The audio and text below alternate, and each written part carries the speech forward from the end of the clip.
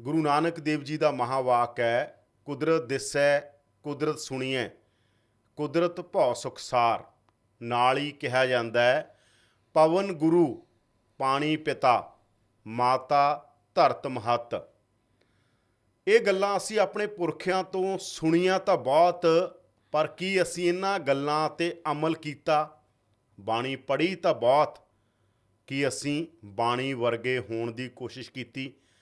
ਸਾਡਾ ਰਿਸ਼ਤਾ ਕੁਦਰਤ ਨਾਲ ਕੀ ਹੈ? ਸਾਡਾ ਰਿਸ਼ਤਾ ਪਾਣੀ ਨਾਲ ਕੀ ਹੈ? ਸਾਡਾ ਰਿਸ਼ਤਾ ਧਰਤੀ ਨਾਲ ਕੀ ਹੈ? ਸਾਡਾ ਰਿਸ਼ਤਾ ਮਿੱਟੀ ਨਾਲ ਕੀ ਹੈ? ਸਾਡਾ ਰਿਸ਼ਤਾ ਹਵਾ ਨਾਲ ਕੀ ਹੈ? ਕਦੇ ਅਸੀਂ ਇਹਦੇ 'ਤੇ ਬਹੁਤ ਸੰਵੇਦਨਸ਼ੀਲ ਹੋਏ ਹਾਂ, ਜਾਂ ਆਪਣੇ ਬੱਚਿਆਂ ਨੂੰ ਸੰਵੇਦਨਸ਼ੀਲ ਕੀਤਾ, ਜਾਂ ਆਪਦੇ ਪਰਿਵਾਰਾਂ 'ਚ ਇਹ ਗੱਲਾਂ ਕੀਤੀਆਂ? ਹੜ੍ਹ ਆਏ ਹੋਏ ਨੇ ਅਤੇ ਹੜ੍ਹਾਂ 'ਤੇ ਬਹੁਤ ਸਾਰੀ ਚਰਚਾ ਹੋ ਰਹੀ ਹੈਗੀ। ਅਸੀਂ ਆਈਡੀਆ ਆਫ ਪੰਜਾਬ ਦੇ ਤਹਿਤ ਇੱਕ ਸੀਰੀਜ਼ ਚਲਾ ਰਹੇ ਹਾਂ ਨੇਚਰ ਦੇ ਉੱਤੇ, ਕਿ ਨੇਚਰ ਦਾ ਆਈਡੀਆ ਆਫ ਪੰਜਾਬ ਕੀ ਹੈ, ਜਾਂ ਪੰਜਾਬ ਇਹਨਾਂ ਗੱਲਾਂ ਨੂੰ ਦੇਖਦਾ ਕਿਵੇਂ ਰਿਹਾ। ਔਰ ਪੰਜਾਬ ਦੀ ਬਾਣੀ 'ਚ, ਸੂਫੀ ਕਲਾਮ 'ਚ, ਪੰਜਾਬ ਦੇ ਹਰ ਧਰਮ ਗ੍ਰੰਥ 'ਚ ਇਹਨਾਂ ਗੱਲਾਂ ਦੀ ਬਹੁਤ ਮਹਿਮਾ, ਕੁਦਰਤ ਦੀ ਬਹੁਤ ਮਹਿਮਾ, ਪਾਣੀ ਦੀ ਬਹੁਤ ਮਹਿਮਾ, ਮਿੱਟੀ ਦੀ ਬਹੁਤ ਮਹਿਮਾ।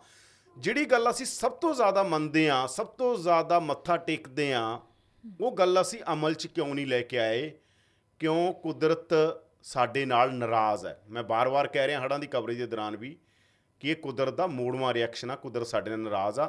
ਅੱਜ ਸਾਡੇ ਨਾਲ ਜਿਹੜੇ ਗੈਸਟ ਨੇ, ਉਹ ਹੈਲਥ 'ਤੇ ਕੰਮ ਕਰਦੇ ਨੇ, ਉਹ ਸਿਹਤ 'ਤੇ ਕੰਮ ਕਰਦੇ ਨੇ, ਪਰ ਸਿਹਤ ਨੂੰ ਐਂ ਦੇਖਦੇ ਨੇ ਕਿ ਸਰੀਰ ਹੀ ਪੂਜਾ, ਸਰੀਰ ਦੇ ਨਾਲ ਤੁਹਾਡਾ ਰਿਸ਼ਤਾ ਪੂਜਾ ਦਾ। ਔਰ ਸਾਡਾ ਇੱਕ ਟਰਡੀਸ਼ਨ ਆ ਪੂਜਾ ਦਾ, ਸਾਡਾ ਜਿੰਨਾ ਟਰਡੀਸ਼ਨ ਆ, ਸਾਡੀ ਜਿੰਨੀ ਰਵਾਇਤ ਆ ਪੂਜਾ ਦੀ, ਉਹ ਬੜੀ ਮਹੱਤਵਪੂਰਨ ਆ। ਅਸੀਂ ਕਈ ਵਾਰ ਪੁਰਾਣੀਆਂ ਗੱਲਾਂ ਨੂੰ ਐਂ ਰੱਦ ਕਰ ਦਿੰਦੇ ਹਾਂ ਮਾਡਰਨ ਹੋ ਕੇ, ਕੀ ਲੈ ਇਹਨਾਂ ਦਾ ਕੀ ਮੀਨਿੰਗ ਆ। ਹਰ ਪੁਰਾਣੀਆਂ ਗੱਲਾਂ ਦਾ ਇੱਕ ਬਹੁਤ ਜ਼ਿਆਦਾ ਮੀਨਿੰਗ ਆ। ਪੂਜਾ ਜਿੱਥੇ ਜਿੱਥੇ ਵੀ ਅਸੀਂ ਪੂਜਾ ਨਾਲ ਜੁੜੇ ਹੋਏ ਸੀ, ਉੱਥੇ ਸਾਡਾ ਪਿਆਰ ਸੀਗਾ। ਇਸ ਕਰਕੇ ਅਸੀਂ ਉਹਨਾਂ ਚੀਜ਼ਾਂ ਤੋਂ ਕਦੇ ਟੁੱਟੇ ਨਹੀਂ। ਇਸੇ ਕਰਕੇ ਸਾਡੇ ਪੁਰਖੇ ਉਹਨਾਂ ਦੇ ਜ਼ਿਆਦਾ ਨੇੜੇ ਸੀ, ਅਸੀਂ ਦੂਰ ਹੁੰਦੇ ਗਏ ਲਗਾਤਾਰ ਉਹ ਚੀਜ਼ਾਂ ਤੋਂ, ਜਿੰਨੇ ਸਾਡੇ ਪੁਰਖੇ ਨੇੜੇ ਸੀ। ਸਾਡੇ ਨਾਲ ਨੇ ਅੱਜ ਮੂਨ ਸਟਾਰ ਕੌਰ, ਜਿਹੜੇ ਹੋਲਿਸਟਿਕ ਹੈਲਥ ਐਜੂਕੇਟਰ ਨੇ, ਜਿਹੜੇ ਨੇਚਰ 'ਤੇ ਕੰਮ ਕਰਦੇ ਨੇ, ਕੁਦਰਤ 'ਤੇ ਕੰਮ ਕਰਦੇ ਨੇ, ਪਰ ਅਤੇ ਆਤਮਾ ਦੇ ਰਿਸ਼ਤੇ ਨੂੰ ਸਮਝਦੇ ਨੇ, ਜਿਹਨੂੰ ਅਸੀਂ ਪਰਮਾਤਮਾ ਕਹਿੰਦੇ ਹਾਂ। ਰੱਬ ਦੇ ਨਾਲ, ਅਤੇ ਰੱਬ ਦਾ ਰੰਗ ਕੀ ਹੈਗਾ ਉਹਨੂੰ ਸਮਝਦੇ ਨੇ। ਅੱਜ ਗੱਲ ਕਰਾਂਗੇ ਬਾਡੀ ਦੇ ਜ਼ਰੀਏ, ਸਰੀਰ ਦੇ ਜ਼ਰੀਏ ਹੜ੍ਹਾਂ ਦੀ ਉਸ ਪੂਰੀ ਕਹਾਣੀ ਨੂੰ ਸਮਝਣ ਦੀ, ਕਿਉਂਕਿ ਪਾਣੀ 70% ਆ ਸਰੀਰ 'ਚ, ਅਤੇ 70% ਪਾਣੀ ਹੀ ਦੁਨੀਆ ਦੇ ਉੱਤੇ ਕਿਹਾ ਜਾਂਦਾ। ਤਾਂ ਗੱਲਬਾਤ ਕਰਦੇ ਹਾਂ ਮੂਨ ਸਟਾਰ ਕੌਰ ਦੇ ਨਾਲ। ਸਵਾਗਤ ਹੈ ਜੀ ਤੁਹਾਡਾ ਬਹੁਤ ਬਹੁਤ। ਸਤਿ ਸ਼੍ਰੀ ਅਕਾਲ ਜੀ। ਮੈਂ ਸ਼ੁਰੂਆਤ ਇੱਥੋਂ ਹੀ ਕਰਦਾ, ਕੀ ਰਿਸ਼ਤਾ ਸੀ ਅਤੇ ਕੀ ਰਿਸ਼ਤਾ ਨਹੀਂ ਰਿਹਾ ਗਾ? ਗੜਬੜਾਂ ਕਿੱਥੇ ਹੋਈਆਂ? ਮੈਨੂੰ ਇਹ ਲੱਗਦਾ ਹੈ ਕਿ ਪਹਿਲਾਂ ਆਪਾਂ ਕਾਫੀ ਸਤਿਕਾਰ ਕਰਦੇ ਸੀ, ਜਿਵੇਂ ਆਪਣੀ ਬਾਣੀ ਵਿੱਚ ਵੀ ਬਹੁਤ ਸਤਿਕਾਰ ਹੈ, ਅਤੇ ਆਪਣੇ ਸਾਰੇ ਜਿਹੜੇ ਤਿਉਹਾਰ ਸੀਗੇ ਉਹ ਸਾਰੇ, ਹੈ ਨਾ, ਵਿਸਾਖੀ, ਸਾਰੇ ਤਿਉਹਾਰ ਸਾਰੇ ਕੁਦਰਤ ਦੇ ਹਾਂਜੀ ਜਸ਼ਨ ਦੇ ਤਿਉਹਾਰ ਸੀ, ਉਹਦੇ ਨਾਲ ਜੁੜੇ ਹੋਏ ਸੀ। ਨਹਿਰਾਂ ਦੇ ਕੰਢੇ ਆਪਣਾ ਵਸਾ ਸੀ, ਆਪਾਂ ਰਹਿੰਦੇ ਸੀ, ਉਹਦੇ ਉੱਤੇ ਨਿਰਭਰਤਾ ਸੀ। ਇੱਕ ਗੱਲ ਮੈਨੂੰ ਆਉਂਦੀ ਹੈ ਅੱਗੇ ਵੀ, ਆਪਣੀ ਨਿਰਭਰਤਾ ਜਦੋਂ ਕੁਦਰਤ 'ਤੇ ਟੁੱਟੀ, ਕਿਉਂਕਿ ਆਪਾਂ LPG ਗੈਸ ਬਣਾ ਲਈ, ਉਹ ਨਿਰਭਰਤਾ ਟੁੱਟ ਗਈ। ਹੁਣ ਦਰੱਖਤਾਂ ਦੀ ਲੋੜ ਨਹੀਂ, ਦਰੱਖਤਾਂ ਦੀ ਸੁਰੱਖਿਆ ਦੀ ਲੋੜ ਨਹੀਂ, ਕਿਉਂਕਿ ਹੁਣ ਜਿੰਨੇ ਮਰਜ਼ੀ ਵੱਢੀ ਜਾਓ, ਉਹਨੇ ਤਾਂ ਅੱਗ ਦੇਣੀ ਨਹੀਂ, ਆਪਾਂ ਤਾਂ ਗੈਸ ਬਣਾ ਲਈ। ਠੀਕ ਹੈ। ਦੂਜੀ ਤਰਫ ਆਪਾਂ ਨੂੰ ਜਿਹੜਾ ਪਾਣੀ ਹੈ, ਪਹਿਲਾਂ ਪਾਣੀ ਸਾਫ਼ ਰੱਖਦੇ ਸੀਗੇ, ਨਹਿਰਾਂ ਦਾ ਪਾਣੀ। ਪੂਰੇ ਪਿੰਡ ਵਾਲੇ, ਮੈਂ ਬਹੁਤ ਜ਼ਿਆਦਾ ਹਿਮਾਚਲ 'ਚ ਉਹ ਕੀਤੀ ਹੋਈ ਹੈ ਯਾਤਰਾ, ਅਤੇ ਪਾਣੀ ਦੇ ਉੱਤੇ ਬਹੁਤ ਕੰਮ ਹੈਗਾ, ਉਹਨੂੰ ਬਚਾ ਕੇ ਰੱਖਦੇ, ਕਿਉਂਕਿ ਹਾਲੇ ਤੀਕਰ ਪਾਣੀ 'ਤੇ ਉਹ ਨਿਰਭਰ ਹੈ। ਉਹਨਾਂ ਦਾ ਪਾਣੀ ਦੇ ਆਲੇ ਦੁਆਲੇ, ਇੱਕ ਤਾਂ ਜਿਹੜੇ ਸਾਰੇ ਉਹਨਾਂ ਦੇ ਦਰੱਖਤ ਹੈ ਜਿਹੜੇ ਜ਼ਿਆਦਾ ਪਾਣੀ ਸੋਖਦੇ ਆ, ਹੈ ਨਾ, ਉਹਨਾਂ ਨੂੰ ਉਹ ਕੱਟਣ ਨਹੀਂ ਦਿੰਦੇ। ਜਿਵੇਂ ਜਿਹੜੇ ਅੰਗਰੇਜ਼ਾਂ ਦੇ ਵਕਤ ਕਾਫੀ ਕੱਟ ਕੇ ਉਹਨਾਂ ਨੇ ਪਾਈਨ ਫੋਰੈਸਟ ਕਾਫੀ ਲਗਾਏ ਆ, ਅਤੇ ਉਹਨਾਂ ਦੇ ਜਿਹੜੇ ਟ੍ਰੈਡੀਸ਼ਨਲ ਓਕਸ ਹੈ ਅਤੇ ਟ੍ਰੈਡੀਸ਼ਨਲ ਦੂਜੇ ਦਰੱਖਤ ਹੈ ਜਿਹੜੇ ਪਾਣੀ ਨੂੰ ਰੋਕ ਕੇ ਰੱਖਦੇ ਆ, ਉਹਨਾਂ ਦੀ ਵਾਪਸ ਉਹਨਾਂ ਨੇ ਲਗਾਏ ਆ ਪਿਛਲੇ 30-40 ਸਾਲਾਂ 'ਚ। ਅਤੇ ਦੂਜਾ ਵੀ ਜਿਹੜਾ ਉਹ ਏਰੀਆ, ਉਹਨੂੰ ਇਕੱਠੇ ਮੈਨੇਜ ਕਰਦੇ ਆ, ਜਿਵੇਂ ਕਾਫੀ 5-6 ਪਿੰਡ, ਜਿਹੜਾ ਸਰੋਤ ਦਾ ਪਾਣੀ ਹੈ, ਜਿੱਥੋਂ ਉਹਨਾਂ ਨੂੰ ਪਾਈਪ ਦੇ ਰਾਹੀਂ ਲੈ ਕੇ ਆਉਂਦੇ ਆ ਪਾਣੀ, ਪਰ ਉਹਦੀ ਸਰਵਿਸ ਕਰਦੇ ਰਹਿੰਦੇ, ਜਿਵੇਂ ਕਦੇ ਮੀਂਹ ਦੇ ਕਰਕੇ ਕੋਈ ਇੱਧਰ ਉੱਧਰ ਪੱਥਰ ਗਿਰ ਗਿਆ, ਸਫਾਈ ਕਰਨੀ ਹੈ ਉੱਥੇ। ਕਦੇ ਆਲਦੋ ਅੱਜ ਕੱਲ੍ਹ ਪਿੰਡਾਂ 'ਚ, ਹਿਮਾਚਲ 'ਚ ਵੀ ਬਹੁਤ ਛੋਟੇ ਛੋਟੇ ਪਲਾਸਟਿਕ ਦੇ ਰੈਪਰ ਮਿਲਦੇ ਆ, ਕਿਉਂਕਿ ਬੱਚੇ ਅੱਜ ਕੱਲ੍ਹ ਸਾਰੇ ਉਹ ਯੂਜ਼ ਐਂਡ ਥਰੋ ਹੈ ਨਾ, ਉਹ ਖਾਣ ਲੱਗ ਗਏ ਚਿਪਸ ਅਤੇ ਬਿਸਕਿਟ। ਪਰ ਉਹ ਪਾਣੀ ਦੇ ਆਲੇ ਦੁਆਲੇ ਆਪਣੇ ਉਹਨੂੰ ਨਹੀਂ ਸੁੱਟਣ ਦਿੰਦੇ ਜ਼ਿਆਦਾਤਰ, ਹੈ ਨਾ। ਥੱਲੇ ਜਿਵੇਂ ਜਿਵੇਂ ਹੋਰ ਥੱਲੇ ਆਉਂਦੇ ਜਾਓ, ਜਿੱਥੇ ਜ਼ਿਆਦਾ ਆਬਾਦੀ ਹੈ, ਉੱਥੇ ਇਹ ਘੱਟ ਗਿਆ ਹੈ, ਕਿਉਂਕਿ ਉੱਥੇ ਨਿਰਭਰਤਾ ਘੱਟ ਗਈ ਹੈ ਪਾਣੀ ਦੇ ਉੱਤੇ। ਅਤੇ ਸ਼ਹਿਰਾਂ 'ਚ ਵੀ ਮੈਨੂੰ ਲੱਗਦਾ ਜਦੋਂ ਆਪਣਾ ਪਾਣੀ 'ਤੇ ਨਿਰਭਰਤਾ ਘੱਟ ਗਈ, ਮਿੱਟੀ 'ਤੇ ਨਿਰਭਰਤਾ ਘੱਟ ਗਈ, ਕਿਉਂਕਿ ਹੁਣ ਆਪਾਂ ਨੂੰ ਮਿਲਣ ਲੱਗ ਗਿਆ ਪੈਕੇਜਡ, ਹੈ ਨਾ, ਸਾਰਾ ਕੁਝ ਆਪਾਂ ਨੂੰ ਈਜ਼ੀਲੀ ਅਵੇਲੇਬਲ ਹੋ ਗਿਆ, ਆਪਾਂ ਖਰੀਦ ਸਕਦੇ ਹਾਂ, ਆਪਾਂ ਹੁਣ ਕਿਸਾਨ ਨਹੀਂ ਰਹੇ। ਅਤੇ ਤੀਜਾ, ਗੈਸ ਦੀ ਲੋੜ ਨਹੀਂ ਹੈ ਨਾ। ਸੋ ਕਿਤੇ ਨਾ ਕਿਤੇ ਉਹ ਸਾਰੀਆਂ ਚੀਜ਼ਾਂ ਦੇ ਕਰਕੇ ਆਪਾਂ ਨੂੰ ਲੱਗਣ ਲੱਗ ਗਿਆ, ਮੈਨੂੰ ਐਵੇਂ ਮੈਂ ਸੋਚਦੀ ਹਾਂ ਵੀ ਦੂਰ ਵੀ ਹੋ ਗਏ ਅਤੇ ਉਹ ਕੰਟਰੋਲ ਵੀ ਵੱਧ ਗਿਆ। ਉਹ ਜਿਹੜਾ ਸਤਿਕਾਰ ਸੀ ਉਹ ਘੱਟ ਗਿਆ, ਉਹ ਜਿਹੜਾ ਡਰ ਸੀ, ਔ ਸੀ ਵੀ ਹਾਂ ਕੁਦਰਤ ਡੈਮੇਜ ਵੀ ਕਰ ਸਕਦੀ ਹੈ, ਇਹਦੇ ਨਾਲ ਜ਼ਿਆਦਾ ਛੇੜਖਾਨੀ ਨਹੀਂ ਕਰਨੀ। ਹਾਂ, ਜਿਹੜੀ ਉਹਦੇ ਪ੍ਰਤੀ ਜਿਹੜੀ ਸਾਡੀ ਸ਼ਰਧਾ ਸੀਗੀ, ਜਾਂ ਉਹਦੇ ਪ੍ਰਤੀ ਸਾਡੀ ਜਿਹੜੀ ਸੰਵੇਦਨਾ ਸੀਗੀ, ਉਹ ਵੀ ਖਤਮ ਹੋਈ ਹੈਗੀ। ਵੀ ਜੋ ਜੋ ਨਿਰਭਰਤਾ ਘਟਦੀ ਗਈ ਮਨੁੱਖ ਦੀ ਕੁਦਰਤ ਤੋਂ, ਉਹ ਕੁਦਰਤ ਦੇ ਐਂਟੀ ਹੁੰਦਾ ਗਿਆ, ਮੈਨੂੰ ਐਵੇਂ ਲੱਗਦਾ ਹੈ ਨਾ। ਉਹਦੇ ਨਾਲ ਜ਼ਿਆਦਾ ਉਹ ਆ ਗਿਆ, ਲਾਲਚ ਆ ਗਿਆ।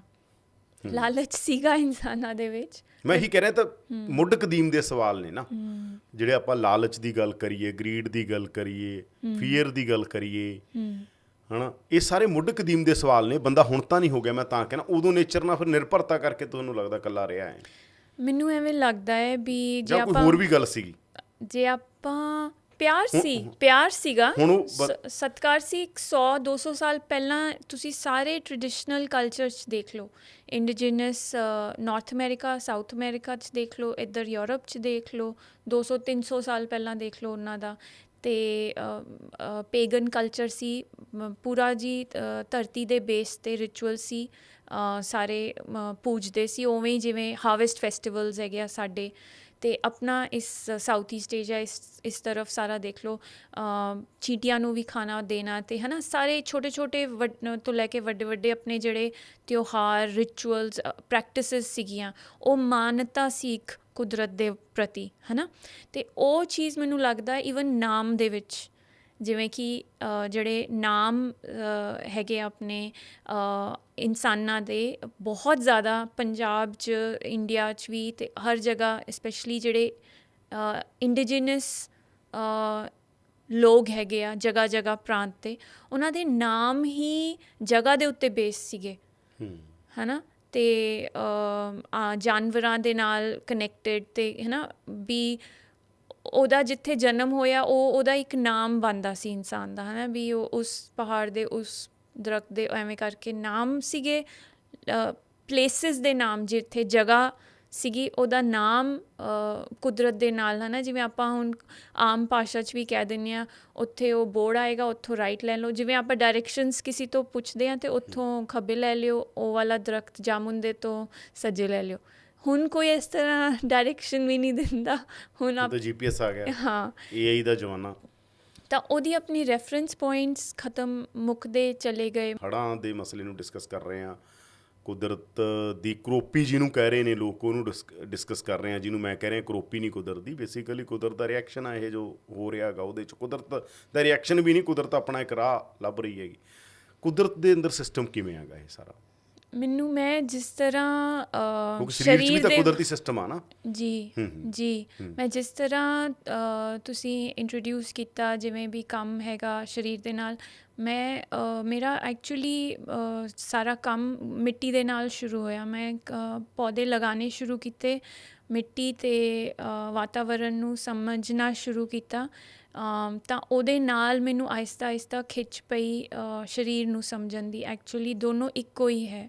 ਜਦੋਂ ਆਪਾਂ ਕਹਿੰਦੇ ਹਾਂ ਮਿੱਟੀ ਅਤੇ ਪਾਣੀ ਅਤੇ ਹਵਾ, ਉਹ ਸਾਰੇ ਤੱਤਵ ਆਪਣੇ ਵਿੱਚ ਵੀ ਹੈਗੇ ਆ, ਪਰ ਜਦੋਂ ਆਪਾਂ ਬਾਹਰ ਕਿਸੇ ਚੀਜ਼ ਨੂੰ ਦੇਖਦੇ ਹਾਂ ਅਤੇ ਉਹਨੂੰ ਕੁਦਰਤੀ ਤੌਰ 'ਤੇ ਸਵੀਕਾਰ ਨਹੀਂ ਕਰ ਸਕਦੇ। ਜਿਵੇਂ ਆਪਣੀ ਜ਼ਮੀਨ ਹੈਗੀ ਆ, ਉਹਦੇ 'ਤੇ ਪੱਤੇ ਗਿਰਦੇ ਆ, ਉਹ ਕੁਦਰਤੀ ਪ੍ਰੋਸੈਸ ਹੈ, ਜਿਹੜਾ ਦਰਖਤ ਲੱਗਿਆ ਉਹਨੇ ਆਪਣੇ ਪੱਤੇ ਝੜਨੇ ਹੈ, ਕੁਝ ਸਮੇਂ ਬਾਅਦ ਨਵੇਂ ਪੱਤੇ ਆਉਣੇ ਆ। ਹੁਣ ਉਹ ਕਿਉਂ ਕਰ ਰਿਹਾ ਹੈ ਇਹ ਪ੍ਰੋਸੈਸ? ਤਾਂ ਕਿ ਤੁਸੀਂ ਥੱਲੇ ਝਾੜੂ ਲਗਾ ਸਕੋ? ਨਹੀਂ, ਉਹਦੀ ਜਿਹੜੀ ਥੱਲੇ ਮਿੱਟੀ ਹੈ ਉਹਨੂੰ ਉਹ ਸਾਰਾ ਬਾਇਓਮਾਸ, ਉਹਦਾ ਸਾਰੇ ਪੱਤੇ ਚਾਹੀਦੇ, ਉਹ ਖੁਰਾਕ ਹੈ ਉਹਦੀ।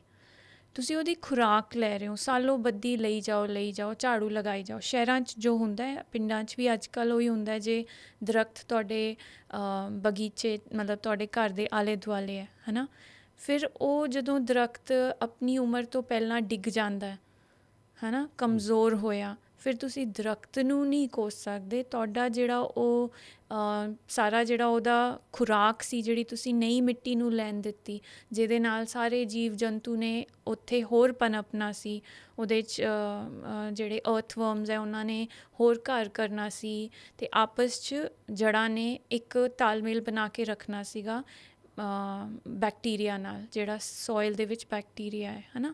ਹੁਣ ਉਹ ਸਾਰੀ ਪ੍ਰਕਿਰਿਆ ਕੰਪਰੋਮਾਈਜ਼ ਹੋ ਗਈ, ਘੱਟ ਗਈ, ਕਿਉਂਕਿ ਆਪਾਂ ਪੱਤੇ ਗਿਰਨ ਨਹੀਂ ਦਿੱਤੇ। ਤਾਂ ਆਪਾਂ ਜਦੋਂ ਉਹ ਕੁਦਰਤ 'ਚ ਨਹੀਂ ਐਕਸੈਪਟ ਕਰ ਪਾਉਂਦੇ ਨਾ, ਕੁਦਰਤੀ ਫਲੋ, ਬਹਾ ਜਿਹੜਾ ਹੈ ਕੁਦਰਤੀ, ਉਹ ਤਾਂ ਫਿਰ ਉਹ ਆਪਾਂ ਆਪਣੇ ਆਪ 'ਚ ਵੀ ਨਹੀਂ ਐਕਸੈਪਟ ਕਰ ਸਕਦੇ। ਜਦੋਂ ਦਰਦ ਹੁੰਦਾ ਹੈ ਉਹਨੂੰ ਆਪਾਂ ਪੇਨ ਕਿਲਰ ਨਾਲ ਰੋਕਦੇ ਹਾਂ। ਸਟੋਨ ਹੈ ਜਾਂ ਠੀਕ ਹੈ ਬਹੁਤ ਐਮਰਜੈਂਸੀ ਹੈ, ਤੁਹਾਨੂੰ ਇੱਕਦਮ ਨਹੀਂ ਦਰਦ ਬਰਦਾਸ਼ਤ ਹੋ ਰਿਹਾ, ਪਰ ਜੇ ਤੁਸੀਂ ਹਰ ਮਹੀਨੇ ਸਪੈਸ਼ਲੀ ਜਿਵੇਂ ਭੈਣਾਂ ਦਾ ਮੈਂਸਟਰਲ ਸਾਈਕਲ ਦਾ ਪੇਨ, ਜੇ ਤੁਸੀਂ ਹਰ ਮਹੀਨੇ ਹੀ ਪੇਨ ਕਿਲਰ ਲੈ ਰਹੇ ਹੋ ਜਾਂ ਹਰ ਵਾਰੀ ਬੁਖਾਰ ਆਇਆ ਤੁਸੀਂ ਪੈਰਾਸੀਟਾਮੋਲ ਨਾਲ ਹੀ ਉਤਾਰਨ ਦੀ ਕੋਸ਼ਿਸ਼ ਕਰ ਰਹੇ ਹੋ, ਤਾਂ ਕ੍ਰੋਨਿਕ ਡਿਜ਼ੀਜ਼ ਬਣ ਜਾਣਾ। ਤਾਂ ਉਹ ਕ੍ਰੋਨਿਕ ਇਸ ਲਈ ਬਣਦਾ ਹੈ ਕਿਉਂਕਿ ਸਰੀਰ ਨੇ ਉਸ ਪ੍ਰਕਿਰਿਆ ਤੋਂ ਆਪਣਾ ਇਲਾਜ ਕਰਨ ਦੀ ਕੋਸ਼ਿਸ਼ ਕੀਤੀ, ਤੁਸੀਂ ਦਬਾਤਾ, ਦਬਾਈ ਗਏ, ਹੁਣ ਉਹ ਢੀਠ ਹੋ ਗਿਆ। ਹੁਣ ਉਹਦੇ ਕੋਲ ਤਰੀਕਾ ਹੀ ਨਹੀਂ ਹੈ ਬਾਹਰ ਇੱਕ ਵਾਰੀ ਕੱਢਣ ਦਾ, ਹੁਣ ਉਹ ਸਲੋਲੀ ਆਪਣਾ ਇਲਾਜ ਕਰ ਰਿਹਾ ਹੈ, ਇਸ ਲਈ ਹਰ ਵਕਤ ਦਰਦ ਰਹਿੰਦਾ ਹੈ, ਰਾਈਟ। ਸੋ ਦਰਦ ਦਾ ਮਤਲਬ ਹੀ ਹੈ ਉਸ ਜਗ੍ਹਾ 'ਚ ਇਲਾਜ ਸ਼ੁਰੂ ਹੋ ਗਿਆ। ਮੈਂ ਜਦੋਂ ਦਾ ਤੁਹਾਨੂੰ ਜਾਣਦਾ, ਤੁਹਾਡੇ ਮੂੰਹ 'ਚੋਂ ਅਸੀਂ ਪਹਿਲੀ ਵਾਰ ਸੁਣਦੇ ਹੁੰਦੇ ਸੀ, ਤੁਹਾਡੇ ਸ਼ਬਦ ਹੁੰਦੇ ਸੀ ਕਿ fever is a good for health, ਹੈ ਨਾ। ਤੁਸੀਂ ਸਿਹਤ ਨੂੰ ਹੋਰ ਤਰ੍ਹਾਂ ਦੇਖਦੇ ਹੋ, ਜਿਵੇਂ ਅੱਜ ਕੱਲ੍ਹ ਮਾਡਰਨ ਦੁਨੀਆ ਦੇਖ ਰਹੀ ਆ, ਮਾਡਰਨ ਸਾਇੰਸ ਦੇਖ ਰਿਹਾ, ਤੁਸੀਂ ਸਿਹਤ ਨੂੰ ਐ ਨਹੀਂ ਦੇਖਦੇ ਗੇ।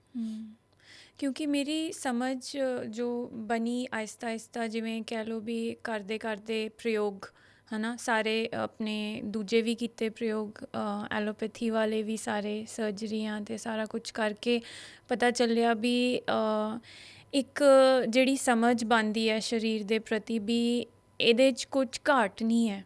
ਜਿਵੇਂ ਕੁਦਰਤ ਦੇ ਪ੍ਰਤੀ ਵੀ, ਕੁਦਰਤ 'ਚ ਕੋਈ ਘਾਟ ਨਹੀਂ ਹੈ, ਉਹ ਕੰਪਲੀਟ ਹੈ, ਸੰਪੂਰਨ ਹੈ ਨਾ। ਜੇ ਆਪਾਂ ਆਪਣੇ ਸਰੀਰ ਦੇ ਨਾਲ ਆਪਣੇ ਕੋਈ ਦਰਦ ਹੈ, ਕੋਈ ਸਟੋਨ ਹੈ, ਕੋਈ ਬੁਖਾਰ ਆ ਰਿਹਾ ਹੈ, ਕੋਈ ਇਨਫਲੇਮੇਸ਼ਨ ਹੈ ਨਾ, ਅਤੇ ਜਾਂ ਭੁੱਖ ਨਹੀਂ ਲੱਗ ਰਹੀ ਜਾਂ ਭੁੱਖ ਜ਼ਿਆਦਾ ਲੱਗ ਰਹੀ ਹੈ ਨਾ, ਦਰਦਾਂ ਹੈ, ਅਤੇ ਆਪਾਂ ਇਹ ਸੋਚਣ ਲੱਗ ਜਾਂਦੇ ਹਾਂ, ਮੈਨੂੰ ਲੱਗਦਾ ਵੀ ਜਿਵੇਂ ਮੈਂ ਵੀ ਇਹੀ ਸੋਚ ਦੀ ਸ਼ਿਕਾਰ ਸੀ ਵੀ ਮੇਰਾ ਸਰੀਰ ਤਾਂ ਮੇਰੇ ਐਂਟੀ ਹੈ ਨਾ, ਮੇਰੇ ਹੀ ਵਿਪਰੀਤ ਹੈ, ਅਤੇ ਮੇਰਾ ਸਹਿਯੋਗ ਨਹੀਂ ਦੇਣਾ ਚਾਹੁੰਦਾ, ਸਗੋਂ ਮੇਰੇ ਰਸਤੇ 'ਚ ਆ ਰਿਹਾ ਵੀ ਮੈਂ ਜਿਹੜੀ ਸੇਵਾ ਕਰਨਾ ਚਾਹੁੰਦੇ ਹਾਂ, ਵੀ ਆਪਾਂ ਜੋ ਕਿਤੇ ਅੱਗੇ ਕੰਮ ਕਰਨਾ ਚਾਹੁੰਦੇ ਹਾਂ। ਅਤੇ ਮੈਨੂੰ ਟੈਂਡੈਂਸੀ ਹੈ ਮਾਈਗ੍ਰੇਨ ਦੀ, ਮੇਰੀ ਹੈ ਡਾਇਬਟਿਕ ਟੈਂਡੈਂਸੀ, ਮਤਲਬ ਇਹਨੂੰ ਆਪਾਂ ਆਪਣੇ ਨਾਲ ਜੋੜ ਲੈਂਦੇ ਹਾਂ। ਜਾਂ ਮੇਰੀ ਹੈ ਟੈਂਡੈਂਸੀ ਐਡਿਕਸ਼ਨ ਦੀ, ਜਾਂ ਮੈਂ ਚਾਹ ਜ਼ਿਆਦਾ ਪੀਨਾ ਜਾਂ ਕੌਫੀ ਜ਼ਿਆਦਾ ਪੀਨਾ, ਅਤੇ ਮੇਰੀ ਤਾਂ ਮੈਂ ਤਾਂ ਇਹਦੇ 'ਚੋਂ ਨਿਕਲ ਨਹੀਂ ਸਕਦਾ ਹੈ ਨਾ, ਕਿਉਂਕਿ ਇਹਨੇ ਮੈਨੂੰ ਮਦਦ ਕਰਨਾ ਹੈ। ਬਟ ਐਕਚੁਅਲੀ ਇਹ ਗੱਲ ਹੈ ਵੀ ਉਹ ਕੰਪਨਸੇਟਰੀ ਪ੍ਰੋਸੈਸ ਹੈ ਇੱਕ, ਹੈ ਨਾ। ਸਰੀਰ ਨੂੰ ਜੋ ਚਾਹੀਦਾ ਉਹ ਨਹੀਂ ਮਿਲ ਰਿਹਾ, ਸਿਗਨਲ ਦਿੰਦਾ ਗਾ, ਬੁਖਾਰ ਸਰੀਰ ਨੂੰ ਸਿਗਨਲ ਦਿੰਦਾ, ਯਾ ਸੋ ਜੋ ਵੀ ਤੁਹਾਨੂੰ ਰੈਸਟ ਕਰ ਲਾ, ਬਹਿ ਜਾ ਕਰੇ, ਯਾ ਜੇ ਤੁਹਾਨੂੰ ਬੁਖਾਰ ਨਹੀਂ ਆਏਗਾ ਤਾਂ ਤੁਸੀਂ ਇੱਕਦਮ actually you can also die, because ਤੁਹਾਡੀ ਹੀਲਿੰਗ ਹੀ ਨਹੀਂ ਹੋ ਰਹੀ ਹੈ ਨਾ।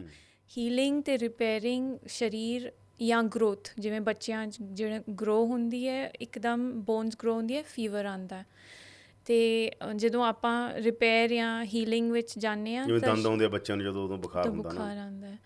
ਅਤੇ ਜੇ ਆਪਾਂ ਹੁਣ ਉਸ ਬਹੁਤ ਪੁਰਾਣੀ ਇੱਕ ਚੱਲੀ ਆ ਰਹੀ ਹੈ ਪਰੰਪਰਾ, ਜਿਹਨੂੰ ਆਪਾਂ ਨਾਰਮਲ ਸਮਝਦੇ ਹਾਂ, ਅਤੇ ਹੁਣ ਜੇ ਉਹਨੂੰ ਹੀ ਐਬਨੋਰਮਲ ਸਮਝ ਕੇ ਦਵਾਈਆਂ ਦੇਣ ਲੱਗ ਜਾਈਏ, ਜਦੋਂ ਬੱਚਿਆਂ ਨੂੰ ਬੁਖਾਰ ਆਉਂਦਾ, ਜਦੋਂ ਉਹ ਵੱਡੇ ਹੋ ਰਹੇ ਆ, ਉਹਨਾਂ ਦੀਆਂ ਹੱਡੀਆਂ ਜਾਂ ਜੋ ਵੀ ਦੰਦ ਨਿਕਲ ਰਿਹਾ, ਉਵੇਂ ਹੀ ਇੱਕ ਬਹੁਤ ਪੁਰਾਣਾ ਸਿਸਟਮ ਸੀਗਾ ਬੁਖਾਰ ਦਾ। ਆਪਾਂ ਅੰਗਰੇਜ਼ੀ 'ਚ ਕਹਿੰਦੇ ਯੂ ਸ਼ੁੱਡ ਸਟਾਰਵ ਅ ਫੀਵਰ, ਹੈ ਨਾ। ਜਦੋਂ ਬੱਚਿਆਂ ਨੂੰ ਵੀ ਅਤੇ ਵੱਡਿਆਂ ਨੂੰ ਵੀ ਜਦੋਂ ਬੁਖਾਰ ਆਉਂਦਾ, ਭੁੱਖ ਮਰ ਜਾਂਦੀ ਹੈ। ਯੂਜੂਅਲੀ ਜ਼ੁਕਾਮ ਵੀ ਹੈਗਾ, ਹੈ ਨਾ। ਜਦੋਂ ਤੁਹਾਨੂੰ ਕਿਸੇ ਚੀਜ਼ ਦੀ ਸਮੈਲ ਹੀ ਨਹੀਂ ਆ ਰਹੀ, ਹੈ ਨਾ, ਟੇਸਟ ਹੀ ਨਹੀਂ ਆ ਰਿਹਾ, ਅਤੇ ਸਰੀਰ ਨੇ ਇਹ ਦੋਨੋਂ ਚੀਜ਼ਾਂ ਕੱਟੀਆਂ ਹੈ, ਕਿਸੇ ਵਜ੍ਹਾ ਨਾਲ ਕੱਟੀਆਂ, ਤਾਂ ਕਿ ਤੁਹਾਨੂੰ ਭੁੱਖ ਨਾ ਲੱਗੇ। ਕਿਉਂਕਿ ਭੁੱਖ ਲੱਗਣ 'ਚ ਤੁਹਾਡਾ ਨੁਕਸਾਨ ਹੈ, ਕਿ ਜੇ ਤੁਸੀਂ ਖਾਓਗੇ ਉਸ ਵਕਤ ਕਾਰਖਾਨਾ ਜਿਹੜਾ ਹੈ ਉਹ ਜੇ ਚੱਲ ਪਿਆ ਡਾਈਜੈਸ਼ਨ ਦਾ, ਤਾਂ ਜਿਹੜਾ ਦੂਜਾ ਸਾਰਾ ਚੱਲ ਰਹੀ ਹੈ ਪ੍ਰਤੀਕਿਰਿਆ ਵਿਚ ਇਜ਼ ਰਿਪੇਅਰ ਦਾ, ਇਲਾਜ ਦਾ, ਉਹਦੇ ਚੋਂ ਜਿਹੜਾ ਸਰੀਰ ਆਪ ਕਰ ਰਿਹਾ, ਉਹਦੇ ਚੋਂ ਫੋਰਸਿਸ ਪੁੱਲ ਬੈਕ ਕਰਕੇ ਡਾਈਜੈਸ਼ਨ 'ਚ ਜਾਣਗੀਆਂ, ਕਿਉਂਕਿ ਫੋਰਸਿਸ ਜਾਂ ਐਨਰਜੀ ਤਾਂ ਉਹੀ ਹੈ, ਉਹ ਵੰਡੀ ਜਾਏਗੀ, ਅਤੇ ਉਹ ਜਦੋਂ ਵੰਡੀ ਜਾਂਦੀ ਹੈ, ਨਾ ਪ੍ਰੋਪਰ ਇਲਾਜ ਹੋਏਗਾ, ਟਾਈਮ ਲੱਗੇਗਾ ਜ਼ਿਆਦਾ, ਅਤੇ ਨਾ ਪ੍ਰੋਪਰ ਹਜ਼ਮਾ ਹੋਏਗਾ, ਹੈ ਨਾ। ਤਾਂ ਹੀ ਉਸ ਸਮੇਂ ਘੱਟ ਖਾ ਕੇ ਜਾਂ ਨਾ ਖਾ ਕੇ ਜਾਂ ਲਿਕੁਇਡਸ 'ਤੇ ਜਾ ਕੇ ਆਰਾਮ ਕਰਕੇ, ਕਿਉਂਕਿ ਸਿਰ ਵੀ ਦਰਦ ਕਰ ਰਿਹਾ ਹੁੰਦਾ, ਸਰੀਰ ਵੀ ਦਰਦ ਕਰ ਰਿਹਾ ਹੁੰਦਾ, ਅਤੇ ਲੋਕਾਂ ਨੂੰ ਹੀਲ ਕਰਨ ਦਾ ਪੂਰੇ ਸਰੀਰ ਨੂੰ, ਕੰਮ 'ਤੇ ਜਾਣਾ, ਅਸੀਂ ਫਲਾਈਟ ਫੜਨੀ ਹੈ, ਸਾਨੂੰ ਵਿਆਹ 'ਤੇ ਜਾਣਾ, ਮੈਨੂੰ ਕਹਿ ਸਕਦੇ ਤੁਸੀਂ ਮੈਂ ਇੰਟਰਵਿਊ ਕਰਨ ਜਾਣਾਗਾ। ਹਾਂ, ਸੋ ਤੁਸੀਂ ਉਹਦੇ ਵਾਸਤੇ ਦਵਾਈਆਂ ਲੈ ਕੇ, ਪੈਰਾਸੀਟਾਮੋਲ ਲੈ ਕੇ ਆਪਣੇ ਸਰੀਰ ਨੂੰ ਇਨ ਅ ਵੇ ਧੱਕਾ ਕਰ ਰਹੇ ਹੋ, ਕਿਉਂਕਿ ਜੋ ਉਹਦੀ ਕੁਦਰਤ ਦੀ ਸੈਂਕੜੋਂ ਸਾਲਾਂ ਦੀ ਬਲੂਪ੍ਰਿੰਟ ਹੈ, ਉਹਨੇ ਕਰਨਾ ਹੀ ਹੈ ਬੁਖਾਰ। ਜਦੋਂ ਹੱਦੋਂ ਵੱਧ ਕੰਮ ਹੋ ਜੇ, ਜਿਵੇਂ ਈਵਨ ਤੁਸੀਂ ਜ਼ਿਆਦਾ ਕੰਮ ਕਰੋਗੇ ਤਾਂ ਬੁਖਾਰ ਆਏਗਾ, ਕਿਉਂਕਿ ਵੇਅਰ ਟੇਅਰ ਜ਼ਿਆਦਾ ਹੋਗੀ, ਵੇਅਰ ਐਂਡ ਟੇਅਰ, ਹੈ ਨਾ। ਜਦੋਂ ਪੁਰਜੇ ਤੁਸੀਂ ਗੱਡੀ ਜ਼ਿਆਦਾ ਚਲਾਏਗੇ, ਤੁਸੀਂ ਕਹਿੰਦੇ ਹੋ ਹੁਣ ਸਰਵਿਸ ਦੀ ਲੋੜ ਹੈ, ਅਤੇ ਸਰਵਿਸ ਗੱਡੀ ਚੱਲਣ ਦੇ ਨਾਲ ਤਾਂ ਨਹੀਂ ਹੁੰਦੀ, ਉਹਨੂੰ ਪਾਰਕ ਕਰਨਾ ਪੈਂਦਾ। ਐਵੇਂ ਜਿਹੜਾ ਰੱਬ ਹੈ ਜਾਂ ਕੁਦਰਤ ਹੈ, ਉਹ ਸਰੀਰ ਨੂੰ ਇੱਕ ਜਗ੍ਹਾ ਖਲੋ ਦਿੰਦੇ ਹੈ ਵਿਦ ਫੀਵਰ, ਤਾਂ ਕਿ ਤੁਸੀਂ ਚੱਲ ਨਾ ਸਕੋ। ਹੜ੍ਹ ਆ ਰਹੇ ਨੇਗੇ, ਹੜ੍ਹਾਂ ਨੂੰ ਲੈ ਕੇ ਬਹੁਤ ਸਾਰੇ ਆਪਣੀਆਂ ਧਾਰਨਾਵਾਂ ਨੇਗੀਆਂ, ਹੈ ਨਾ। ਮਾਡਰਨ ਸਾਇੰਸ ਵਾਲੇ ਬੰਦੇ ਕਹਿ ਰਹੇ ਆ ਆਪਣੇ ਤਰੀਕੇ ਨਾਲ ਗੱਲ ਨੂੰ, ਹੈ ਨਾ, ਕਿ ਇਹਨੂੰ ਰੋਕਿਆ ਜਾ ਸਕਦਾ, ਇਹਦਾ ਬਹੁਤ ਵਧੀਆ ਸਿਸਟਮ ਬਣਾਇਆ ਜਾ ਸਕਦਾ, ਦੁਨੀਆ 'ਚ ਇਹ ਰੁਕਿਆ ਗਾ। ਦੂਸਰੇ ਬੰਦੇ ਉਹ ਆ ਜਿਹੜੇ ਕਹਿੰਦੇ ਆ ਵੀ ਕੁਦਰਤ 'ਚ ਤਾਂ ਕੀ ਹੈਗਾ, ਜਦੋਂ ਕੋਈ ਪੱਥਰ ਚੱਕ ਦਿਆਂਗੇ, ਜੇ ਉੱਪਰ ਕਿਤੇ ਜਾਂਦਾ ਅਸੀਂ ਲੈ ਕੇ ਜਾਂਦੇ, ਉਹ ਤਾਂ ਕੁਦਰਤ ਦੀ ਸਹਿਮਤੀ ਨਾਲ ਹੀ ਜਾ ਰਿਹਾ ਨਾ, ਐਂ ਤਾਂ ਹੈ ਨਹੀਂ ਜੋ ਬਾਕੀ ਹੋ ਰਿਹਾ ਉਹ ਗੈਰ ਕੁਦਰਤੀ ਹੈ ਕਹਿੰਦੇ ਨੇ। ਤਾਂ ਕੀ ਹੈ ਇਹ ਹੜ੍ਹ ਜਿਹੜੇ ਆ ਰਹੇ ਨੇ, ਕੀ ਕਹਾਣੀ ਹੈ ਤੁਹਾਡੀ ਸਮਝ 'ਚ? ਮੈਨੂੰ ਐਵੇਂ ਲੱਗਦਾ ਹੈ ਕਿ ਇੱਕ ਤਵਾਜ਼ਨ ਹੈ ਕੁਦਰਤ ਦੇ ਵਿੱਚ, ਜੋ ਜੇ ਕਦੇ ਵੀ ਉਹ ਬੈਲੈਂਸ ਨੂੰ ਤੋੜਿਆ ਗਿਆ ਹੈ ਕਿਸੇ ਵੀ ਤਰੀਕੇ ਨਾਲ, ਚਾਹੇ ਪੂਰੇ ਗੁੱਡ ਇੰਟੈਂਸ਼ਨਸ ਨਾਲ ਕੀਤਾ ਗਿਆ, ਚਾਹੇ ਉਹ ਸੋ ਕਾਲਡ ਗ੍ਰੀਨ ਰੈਵੋਲਿਊਸ਼ਨ ਨਾਲ ਕੀਤਾ ਗਿਆ, ਹੈ ਨਾ, ਜਿਹਦੇ ਵਿੱਚ ਬਹੁਤ ਵੱਡੇ ਤੌਰ 'ਤੇ ਬਹੁਤ ਜ਼ਿਆਦੀਆਂ ਪੈਸਟੀਸਾਈਡਸ, ਜ਼ਹਿਰੀਲੀਆਂ ਦਵਾਈਆਂ ਜਿਹੜੀਆਂ ਵਰਲਡ ਵਾਰ ਦੇ ਟਾਈਮ 'ਤੇ ਬਚੀਆਂ, ਕੈਮੀਕਲ ਗੈਸ ਦੀਆਂ ਜਿਹੜੀਆਂ ਉਹਨਾਂ ਕੋਲ ਫੈਕਟਰੀਜ਼ ਬਚੀਆਂ ਹੋਈਆਂ ਸੀ, ਜਿਹੜੀਆਂ ਨਰਵ ਗੈਸ ਉਹ ਯੂਜ਼ ਕਰਦੇ ਸੀ ਵੀਅਤਨਾਮ ਵਾਰ ਵਿੱਚ, ਉਹਨੂੰ ਤਬਦੀਲ ਕਰਕੇ ਇੱਕ ਮਾਰਕੀਟਿੰਗ ਦਾ ਪਲੈਟਫਾਰਮ ਬਣਾਇਆ ਗਿਆ ਵੀ ਇਹਨੂੰ ਚਲੋ ਹੁਣ ਖੇਤੀ 'ਚ ਇਸਤੇਮਾਲ ਕਰੋ, ਕਿਉਂਕਿ ਇਹਦੇ ਨਾਲ ਜਿਹੜੇ ਜੀਵ ਜੰਤੂ ਹੈ ਛੋਟੇ, ਉਹ ਮਰ ਜਾਂਦੇ ਆ, ਹੈ ਨਾ। ਸਿਮਿਲਰ ਗੈਸ ਹੈਗੀ ਹੈ, ਬਟ ਉਹਦੇ ਨਾਲ ਜਿਹੜਾ ਸਾਰੀ ਕੁਦਰਤ ਨੇ ਉਹਨੂੰ ਅਬਜ਼ੋਰਬ ਕੀਤਾ, ਹੈ ਨਾ, ਜਿਹੜਾ ਉਹ ਪਾਣੀ 'ਚ ਵੀ ਗਿਆ, ਥੱਲੋਂ ਪਰਕੋਲੇਟ ਹੋ ਕੇ ਹਵਾ 'ਚ ਵੀ ਗਿਆ, ਮਿੱਟੀ 'ਚ ਗਿਆ, ਅਤੇ ਇਨਸਾਨਾਂ ਦੀ ਖੁਰਾਕ ਵੀ ਬਣੀ, ਅਤੇ ਜਿਹੜੇ ਜੀਵ ਜੰਤੂ ਹੈ ਜਿਨ੍ਹਾਂ ਨੂੰ, ਜਿਵੇਂ ਚਿੜੀਆਂ ਮਰ ਗਈਆਂ ਖਾ ਕੇ, ਉਹੀ ਗਿਰਜਾਂ ਮਰ ਗਈਆਂ, ਉਹੀ ਜਿਹੜੇ ਸੀਗੀਆਂ ਗਾਵਾਂ, ਜਿਨ੍ਹਾਂ ਨੂੰ ਤੁਸੀਂ ਉਸ ਤਰ੍ਹਾਂ ਦੀ ਗਰੀਡ ਦੇ ਵਿੱਚੋਂ ਪੈਦਾ ਹੋਈ ਸੀਗੀ ਇੱਕ ਸੋਚ ਕੇ ਹਮੇਸ਼ਾ ਦੁੱਧ ਮਿਲਦਾ ਰਹੇ ਬਫਲੋਜ਼ ਤੋਂ, ਗਾਵਾਂ ਤੋਂ, ਅਤੇ ਉਹਨਾਂ ਨੂੰ ਕੰਟੀਨਿਊਸ ਲੈਕਟੇਟ ਕਰਾਉਂਦੇ ਰਹੇ, ਆਕਸੀਟੋਸਿਨ ਦੇ ਸਟੀਰੋਇਡਸ ਦਾ ਇੰਜੈਕਸ਼ਨ ਦੇ ਕੇ, ਅਤੇ ਐਂਟੀਬਾਇਓਟਿਕਸ ਦੇ ਕੇ, ਕਿਉਂਕਿ ਉਹਨਾਂ ਦੇ ਫਿਰ ਪਸ ਪੈ ਜਾਂਦੀ ਸੀ ਅਡਰਸ ਦੇ ਵਿੱਚ, ਅਤੇ ਉਹ ਦੁੱਧ ਸਾਰਾ ਉਹੀ ਆਉਂਦਾ ਰਿਹਾ ਲੋਕਾਂ ਕੋਲ, ਸਾਰਾ ਕੁਝ ਉਹਦੇ 'ਚ ਬਿਮਾਰੀਆਂ। ਮੈਨੂੰ ਇਹ ਵੀ ਸਮਝ ਹੈਗੀ ਹੈ ਵੀ ਇਨਸਾਨਾਂ 'ਤੇ ਫਰਕ ਪਿਆ, ਬਟ ਮੈਂ ਕਹਿੰਦੀ ਹਾਂ ਵੀ ਇਨਸਾਨ ਇੱਕ ਪਾਰਟ ਆ ਕੁਦਰਤ ਦਾ, ਆਪਾਂ ਸਿਰਫ ਸੁਪਰੀਮ ਨਹੀਂ ਹੈਗੇ ਆ ਵੀ ਆਪਣੇ ਵਾਸਤੇ ਹੀ ਸਾਰੀ ਕੁਦਰਤ ਰਚੀ ਹੋਈ ਆ। ਸਾਰਿਆਂ ਦਾ ਇੱਕ ਪਰ ਇਨਸਾਨ ਨੇ ਤਾਂ ਕੰਟਰੋਲ ਕਰਨ ਦੀ ਕੋਸ਼ਿਸ਼ ਕੀਤੀ ਨਾ, ਕੁਦਰਤ ਨੂੰ ਵੀ ਕੰਟਰੋਲ, ਇਨਸਾਨ ਸਾਰੀ ਦੁਨੀਆ ਨੂੰ ਕੰਟਰੋਲ ਕਰਨਾ ਚਾਹੁੰਦਾ, ਉਹਨੇ ਡੈਮ ਬਣਾ ਕੇ ਹੋਰ ਚੀਜ਼ਾਂ ਬਣਾ ਕੇ ਕੁਦਰਤ ਨੂੰ ਕੰਟਰੋਲ ਕੀਤਾ। ਜਿਵੇਂ ਉਹ ਆਪਣੇ ਆਪ ਨੂੰ ਕੰਟਰੋਲ ਕਰਨਾ ਚਾਹੁੰਦਾ, ਆਪਣੇ ਆਪ ਦੀਆਂ ਜਿਹੜੀਆਂ ਬਿਮਾਰੀਆਂ ਨੂੰ ਕੰਟਰੋਲ ਕਰਨਾ ਚਾਹੁੰਦਾ ਵੀ ਹਾਂ ਪੇਨ ਹੈਗੀ ਹੈ ਤੇ ਰੋਕ ਲਓ। ਇਹ ਨਹੀਂ ਸਮਝਣਾ ਵੀ ਸਰੀਰ ਦੀ ਸੈਂਕੜੋਂ ਸਾਲਾਂ ਦੀ ਐਵੋਲਿਊਸ਼ਨ ਦੇ ਵਿੱਚ ਉਹ ਪੇਨ ਨਿਕਲ ਕੇ ਆ ਰਹੀ ਹੈ।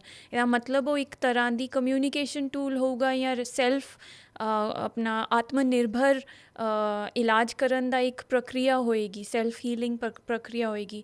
ਅਤੇ ਉਹਨੂੰ ਜੇ ਤੁਸੀਂ ਇਸ ਤਰ੍ਹਾਂ ਕੁਦਰਤ ਦੇ ਵਿੱਚ ਦੇਖਦੇ ਹੋ ਵੀ ਜੇ ਬਹੁਤ ਜ਼ਿਆਦਾ ਪਾਣੀ ਇਕੱਠਾ ਕੀਤਾ ਹੋਇਆ ਡੈਮ ਬਣਾ ਕੇ, ਅਤੇ ਉਹਦਾ ਪ੍ਰੈਸ਼ਰ ਕੰਟੀਨਿਊਸ, ਇੰਨਾ ਪ੍ਰੈਸ਼ਰ ਜਿਹੜਾ ਪਹਿਲਾਂ ਉਹ ਬਹਿੰਦਾ ਪਾਣੀ ਸੀ, ਹੁਣ ਉਹ ਇੱਕ ਜਗ੍ਹਾ ਇਕੱਠਾ ਹੋਇਆ ਅਤੇ ਉੱਥੇ ਥੱਲੇ ਟੈਕਟੋਨਿਕ ਪਲੇਟਸ 'ਤੇ ਇੱਕ ਜਗ੍ਹਾ ਪ੍ਰੈਸ਼ਰ ਪੈ ਕੇ ਉਹ ਪ੍ਰੈਸ਼ਰ ਕਿਤੇ ਤਾਂ ਨਿਕਲੇਗਾ, ਚਾਹੇ ਉਹ ਆਪਣੇ ਕੋਲੇ ਅਰਥਕੁਏਕ ਨਾ ਆਏ, ਕਿਤੇ ਨਾ ਕਿਤੇ ਤਾਂ ਭੂਕੰਪ ਆਏਗਾ, ਰਾਈਟ, ਉਹਦੇ ਨਾਲ ਐਂਡ ਚੀਜ਼ਾਂ ਹਿੱਲਣਗੀਆਂ। ਐਂਡ ਕੁਦਰਤ ਇੰਨੀ ਬਲਿਹਾਰੀ ਹੈ ਕਿ ਉਹਨੇ ਆਪਣਾ ਤਵਾਜ਼ਨ, ਆਪਣਾ ਬੈਲੈਂਸ ਨਹੀਂ ਖੋਣਾ, ਚਾਹੇ ਆਪਾਂ ਖੋ ਹੀ ਜਾਈਏ ਆਪਣਾ, ਰਾਈਟ। ਉਹਨੇ ਆਪਣਾ ਲੱਭ ਲੈਣਾ ਹੈ ਤੋੜ, ਐਂਡ ਜਿਹਨੂੰ ਰਾਹ ਲੱਭ ਲੈਣਾ ਹੈ, ਚਾਹੇ ਛੋਟਾ ਜਿਹਾ ਉਹਦੇ 'ਚੋਂ ਵੋਲਕੇਨੋ ਨਿਕਲੇ, ਹੈ ਨਾ, ਪ੍ਰੈਸ਼ਰ ਰਿਲੀਜ਼ ਹੋਏਗਾ। ਤਾਂ ਇਸੀ ਤਰੀਕੇ ਨਾਲ ਜੇ ਤੁਸੀਂ ਕੁਛ ਬਹਿੰਦਾ ਹੋਇਆ ਰੋਕਣ ਦੀ ਆਪਾਂ ਕੋਸ਼ਿਸ਼ ਕਰ ਰਹੇ, ਜਿਵੇਂ ਵੱਡੇ ਜਿਹੜੇ ਹੁਣ ਡੈਮਸ ਆਪਾਂ ਬਣਾਏ ਹੈਗੇ ਆ, ਚਾਹੇ ਸੋਚ ਕਿੰਨੀ ਵੀ ਨੇਕ ਸੀਗੀ, ਪਰ ਉਹ ਮੈਨੂੰ ਲੱਗਦਾ ਕਿਤੇ ਨਾ ਕਿਤੇ ਦੂਰਦਰਸ਼ੀ ਨਹੀਂ ਸੀ, ਕਿਤੇ ਨਾ ਕਿਤੇ ਹੋਲਨੈਸ ਜਾਂ ਸੰਪੂਰਨਤਾ ਨਾਲ ਜੁੜੀ ਹੋਈ ਨਹੀਂ ਸੀ, ਕਿਤੇ ਨਾ ਕਿਤੇ ਆਪਣੇ ਆਪ ਨੂੰ ਇਨਸਾਨ ਉੱਚਾ ਸਮਝ ਕੇ ਪਲੈਨਿੰਗ ਕਰ ਰਿਹਾ ਸੀ।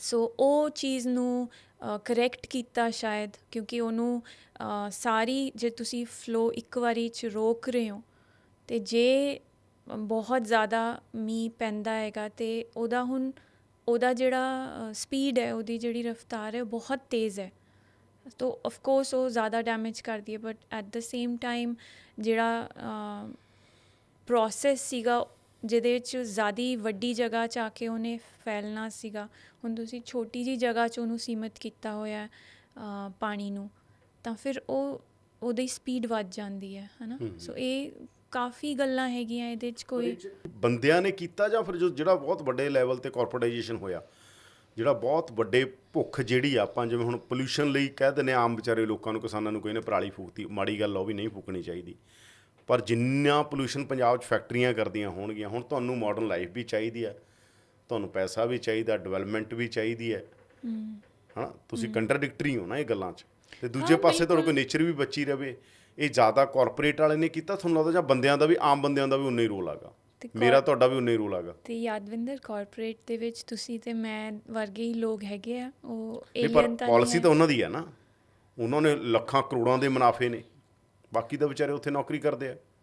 ਹਾਂ, ਮੈਨੂੰ ਐਵੇਂ ਲੱਗਦਾ ਹੈ, ਇਹੀ ਮੇਰੀ ਸੋਚ ਹੈ ਕਿ ਮੇਰਾ ਹਿੱਸਾ ਉਨਾ ਹੀ ਹੈ ਮਾਈਨਿੰਗ ਦੇ ਵਿੱਚ, ਕਿਉਂਕਿ ਮੈਂ ਉਹੀ ਚੀਜ਼ਾਂ ਇਸਤੇਮਾਲ, ਜਾਂ ਜੇ ਮੈਂ ਮੇਰੀ ਹੈਸੀਅਤ ਨਾ ਹੁੰਦੀ ਫ਼ੋਨ ਚੱਕਣ ਦੀ, ਤਾਂ ਮੇਰੀ ਐਸਪੀਰੇਸ਼ਨ ਹੁੰਦੀ, ਕਿਉਂਕਿ ਮੇਰੇ ਆਲੇ ਦੁਆਲੇ ਸਾਰੇ, ਜੇ ਮੈਂ ਆਪਣੇ ਆਪ ਨੂੰ ਪਿੰਡ ਵਿੱਚ ਦੇਖਦੀ ਹਾਂ ਵੀ ਮੇਰੇ ਕੋਲ ਫ਼ੋਨ ਨਾ ਹੁੰਦਾ, ਕੰਪਿਊਟਰ ਨਾ ਹੁੰਦਾ, ਤਾਂ ਮੈਨੂੰ ਐਵੇਂ ਲੱਗਦਾ ਵੀ ਮੈਨੂੰ ਉਹ ਮਿਲ ਜੂਗਾ ਤਾਂ ਮੇਰੀ ਜ਼ਿੰਦਗੀ ਜ਼ਿਆਦਾ ਸੌਖੀ ਹੋ ਜੂਗੀ।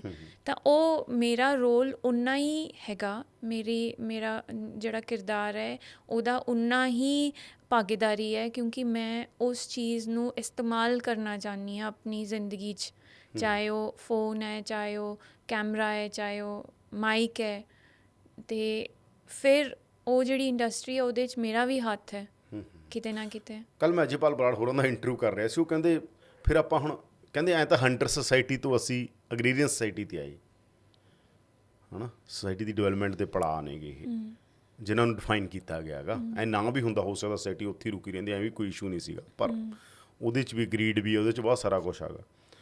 ਤਾਂ ਫਿਰ ਕੀ ਮਤਲਬ, ਜਦੋਂ ਕਹਿੰਦੇ ਹੰਟਰ ਤੋਂ ਅਸੀਂ ਐਗਰੀਕਲਚਰ 'ਚ ਆਏ ਹਾਂ, ਉਦੋਂ ਵੀ ਤਾਂ ਅਸੀਂ ਕਿੰਨਾ, ਫਿਰ ਉਦੋਂ ਵੀ ਕਿੰਨਾ ਕੁਛ ਕਹਿੰਦੇ ਨੇਚਰ, ਐਂਟੀ ਨੇਚਰ, ਤਾਂ ਉਹ 'ਚ ਬਥੇਰਾ ਕੁਛ ਪਿਆ ਹੈਗਾ।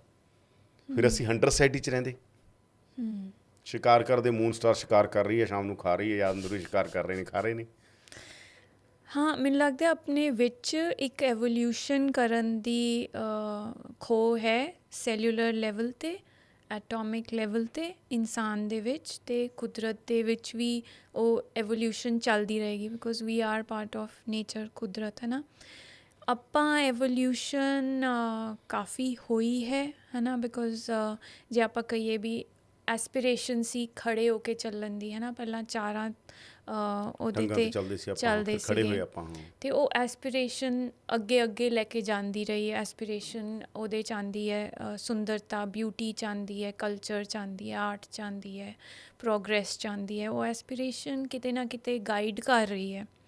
ਓਪਟੀਮਲ ਜਿਹਨੂੰ ਕਹਿੰਦੇ ਆ, ਸਭ ਤੋਂ ਸਰਵੇਸ਼ਟ, ਜਿਵੇਂ ਕਿ ਮੇਰਾ ਐਕਸਪ੍ਰੈਸ਼ਨ ਹੋਏ ਜ਼ਿੰਦਗੀ ਦਾ, ਜ਼ਿੰਦਾ ਦਿਲੀ ਦਾ, ਵੀ ਮੈਂ ਜਦੋਂ ਆਪਾਂ ਆਪਣੇ ਪੂਰੇ ਬੈਸਟ ਚੁਣਨੇ ਆ ਕਰੀਅਰ 'ਚ, ਜਾਂ ਆਪਾਂ ਕੰਮ ਕਰ ਰਹੇ ਹਾਂ, ਲੋਕ ਸੇਵਾ ਕਰ ਰਹੇ ਹਾਂ, ਆਪਾਂ ਨੂੰ ਅੰਦਰੋਂ ਚੰਗਾ ਲੱਗਦਾ, ਕਿਉਂਕਿ ਆਪਣਾ ਬੈਸਟ ਯੂਜ਼ ਹੋ ਰਿਹਾ ਇਹ ਸਰੀਰ ਦਾ, ਇਹ ਦੇਹ ਦਾ, ਇਨਸਾਨ ਦੀ ਜੋ ਆਪਾਂ ਨੂੰ ਮਿਲੀ ਹੈ ਦੇਣ।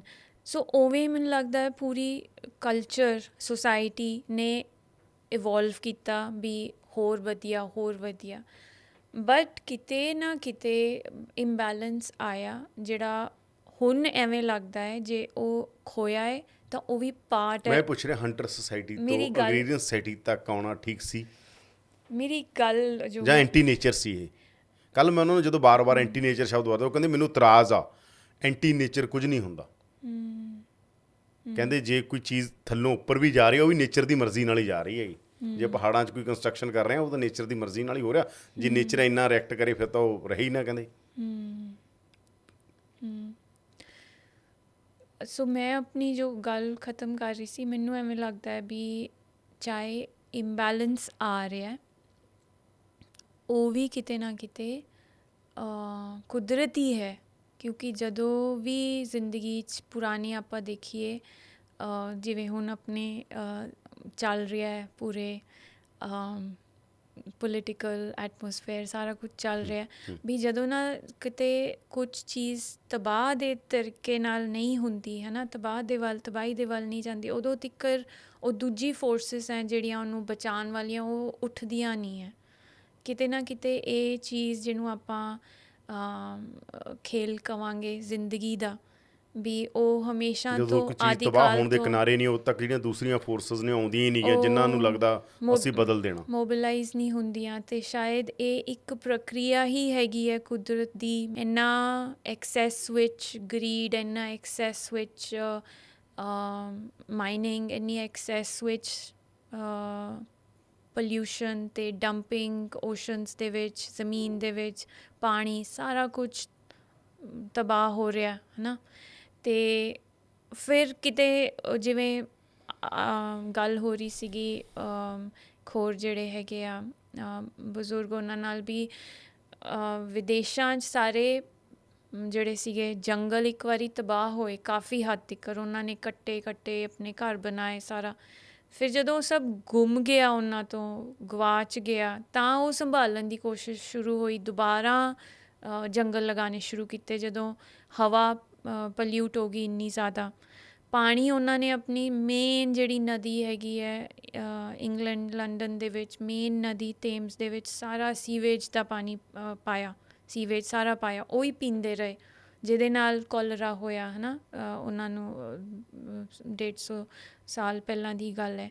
ਉਸ ਤੋਂ ਬਾਅਦ ਜਾ ਕੇ ਉਹਨੂੰ ਸਾਫ਼ ਕਰਨਾ ਸ਼ੁਰੂ ਕੀਤਾ, ਬੰਦ ਕੀਤਾ, ਜਦੋਂ ਇੰਨੀ ਜਨਤਾ ਮਰੀ ਹੈਗੀ ਆ, ਹੈ ਨਾ। ਕਿਤੇ ਨਾ ਕਿਤੇ ਉਹ ਗਵਾ ਕੇ ਹੀ ਸ਼ਾਇਦ ਉਹਦਾ ਮੂਲ ਪਤਾ ਚੱਲਦਾ ਹੈ, ਅਤੇ ਫਿਰ ਉਹਨੂੰ ਬਚਾਉਣ ਦੀ ਪ੍ਰਕਿਰਿਆ ਸ਼ਾਇਦ ਸ਼ੁਰੂ ਹੁੰਦੀ ਹੈ ਇਨਸਾਨਾਂ ਦੇ ਵਿੱਚ।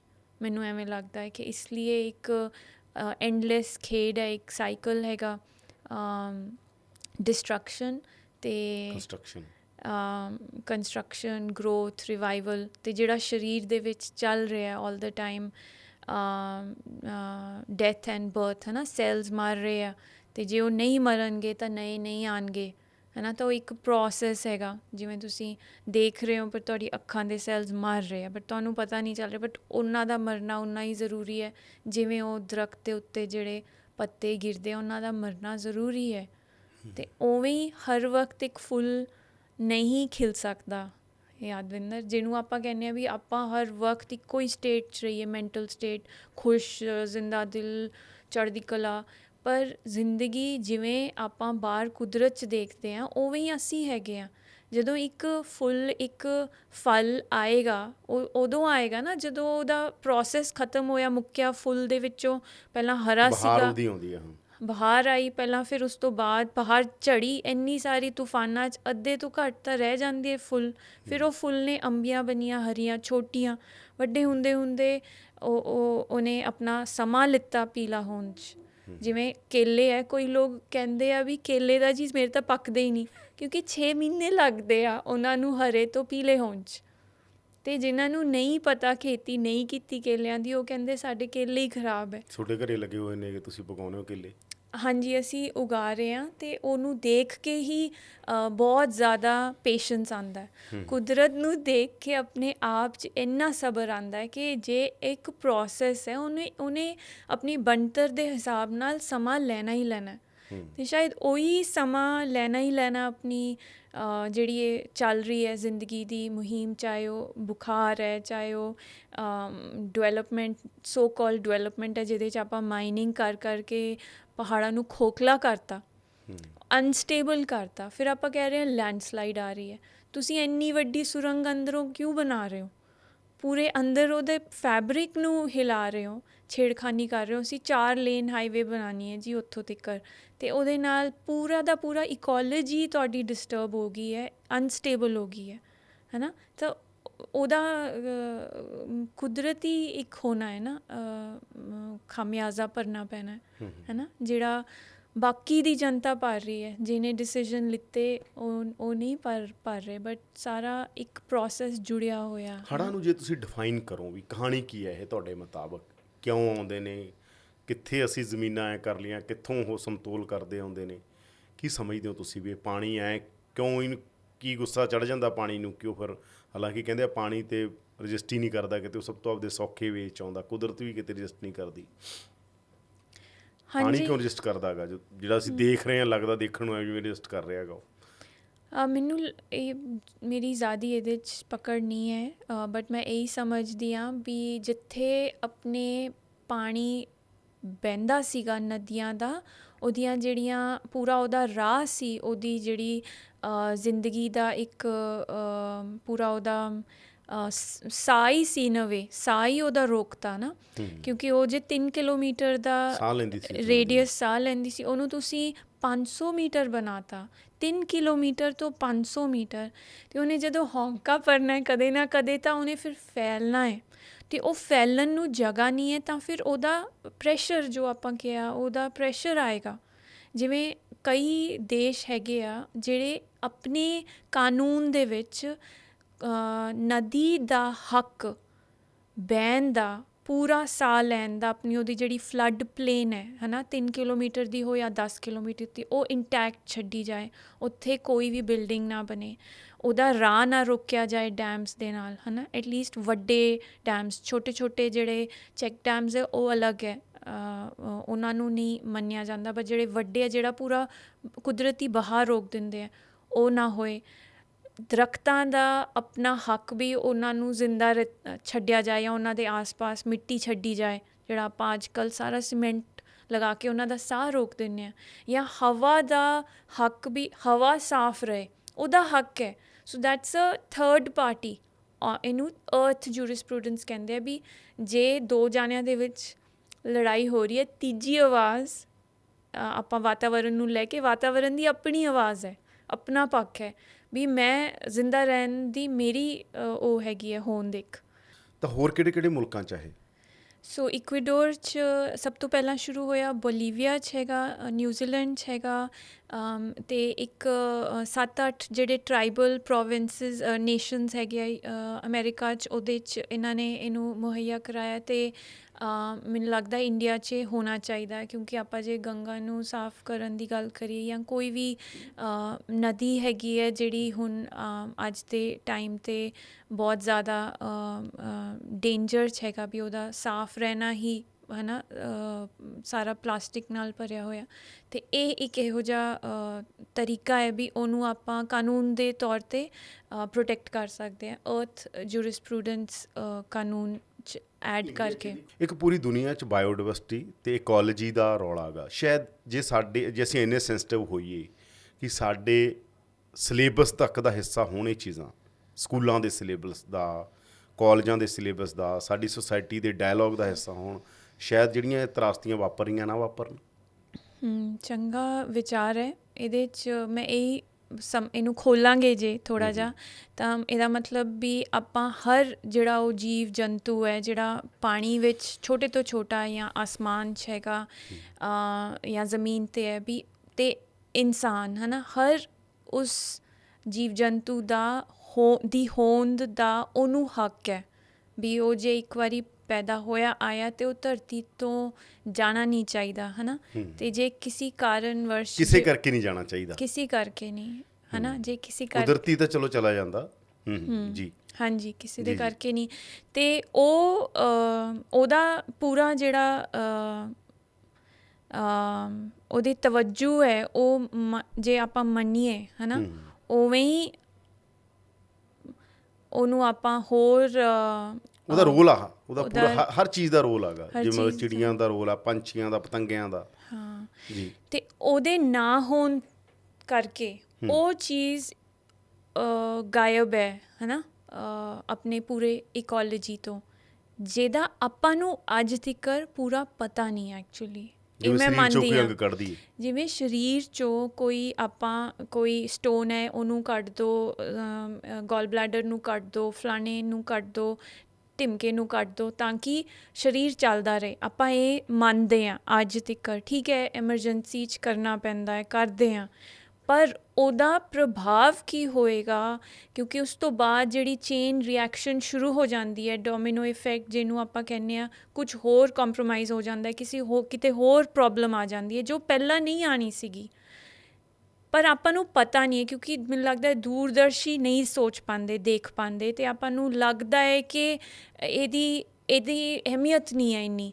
ਸਿਮਿਲਰਲੀ ਜਿਵੇਂ ਧਰਤੀ ਦੇ ਵਿੱਚ ਹਰ ਉਸ ਜੀਵ ਦਾ, ਹਰ ਉਸ ਏਰੀਆ ਦਾ ਜਿਹਦਾ ਕੁਦਰਤੀ ਬਣਤਰ ਸੀਗੀ, ਇੱਕ ਪਹਾੜ ਸੀ, ਉਹਨੂੰ ਤੁਸੀਂ ਲੈਵਲ ਕਰਕੇ ਉੱਥੇ ਖੇਤ ਬਣਾਤਾ, ਪਰ ਉਹ ਇੱਕ ਰੋਲ ਪਲੇ ਕਰ ਰਿਹਾ ਸੀ ਆਪਣੀ ਏਰੀਆ ਦੀ ਇਕੋਲੋਜੀ ਦੇ ਵਿੱਚ, ਅਤੇ ਉਹਨੂੰ ਉੱਥੋਂ ਕੱਢਣਾ ਬਹੁਤ ਵੱਡਾ ਇੱਕ ਇੰਪੈਕਟ ਹੁੰਦਾ ਹੈ ਜਿਹਨੂੰ ਸੋਚਿਆ ਹੀ ਨਹੀਂ ਜਾ ਰਿਹਾ। ਅਤੇ ਇਸ ਚੀਜ਼ ਤੋਂ ਬਾਹਰ ਨਿਕਲਣ ਦਾ ਜੇ ਆਪਾਂ ਇੱਕ ਨਜ਼ਰੀਆ ਦੇਖੀਏ, ਉਹ ਸਭ ਤੋਂ ਵੱਡੀ ਗੱਲ ਤਾਂ ਸਤਿਕਾਰ ਤੋਂ ਆਏਗਾ, ਅਤੇ ਉਸ ਚੀਜ਼ ਨੂੰ ਸਮਝਣਾ ਵੀ ਸਭ ਤੋਂ ਉੱਚਾ ਦਰਜਾ ਜੇ ਕਿਸੇ ਚੀਜ਼ ਦਾ ਹੈ ਤਾਂ ਉਹ ਕੁਦਰਤ ਦਾ ਹੈ, ਕਿਉਂਕਿ ਹੁਣ ਦਿਖਾ ਵੀ ਦਿੱਤਾ ਕੁਦਰਤ ਨੇ ਕਿ ਕੋਈ ਵੀ ਚੀਜ਼ ਕੰਟਰੋਲ ਨਹੀਂ ਕਰ ਸਕਦੀ ਕੁਦਰਤ ਨੂੰ ਜ਼ਿਆਦਾ ਦੇਰ ਤੱਕ, ਹੈ ਨਾ। ਅਤੇ ਰਿਸ਼ਤਾ ਕਿਵੇਂ ਕਾਇਮ ਹੁੰਦਾ ਹੈ, ਉਹ ਪਿਆਰ ਨਾਲ ਹੀ ਹੁੰਦਾ ਹੈ, ਉਹ ਹੁੰਦਾ ਹੈ ਸਮਾਂ ਬਿਤਾ ਕੇ।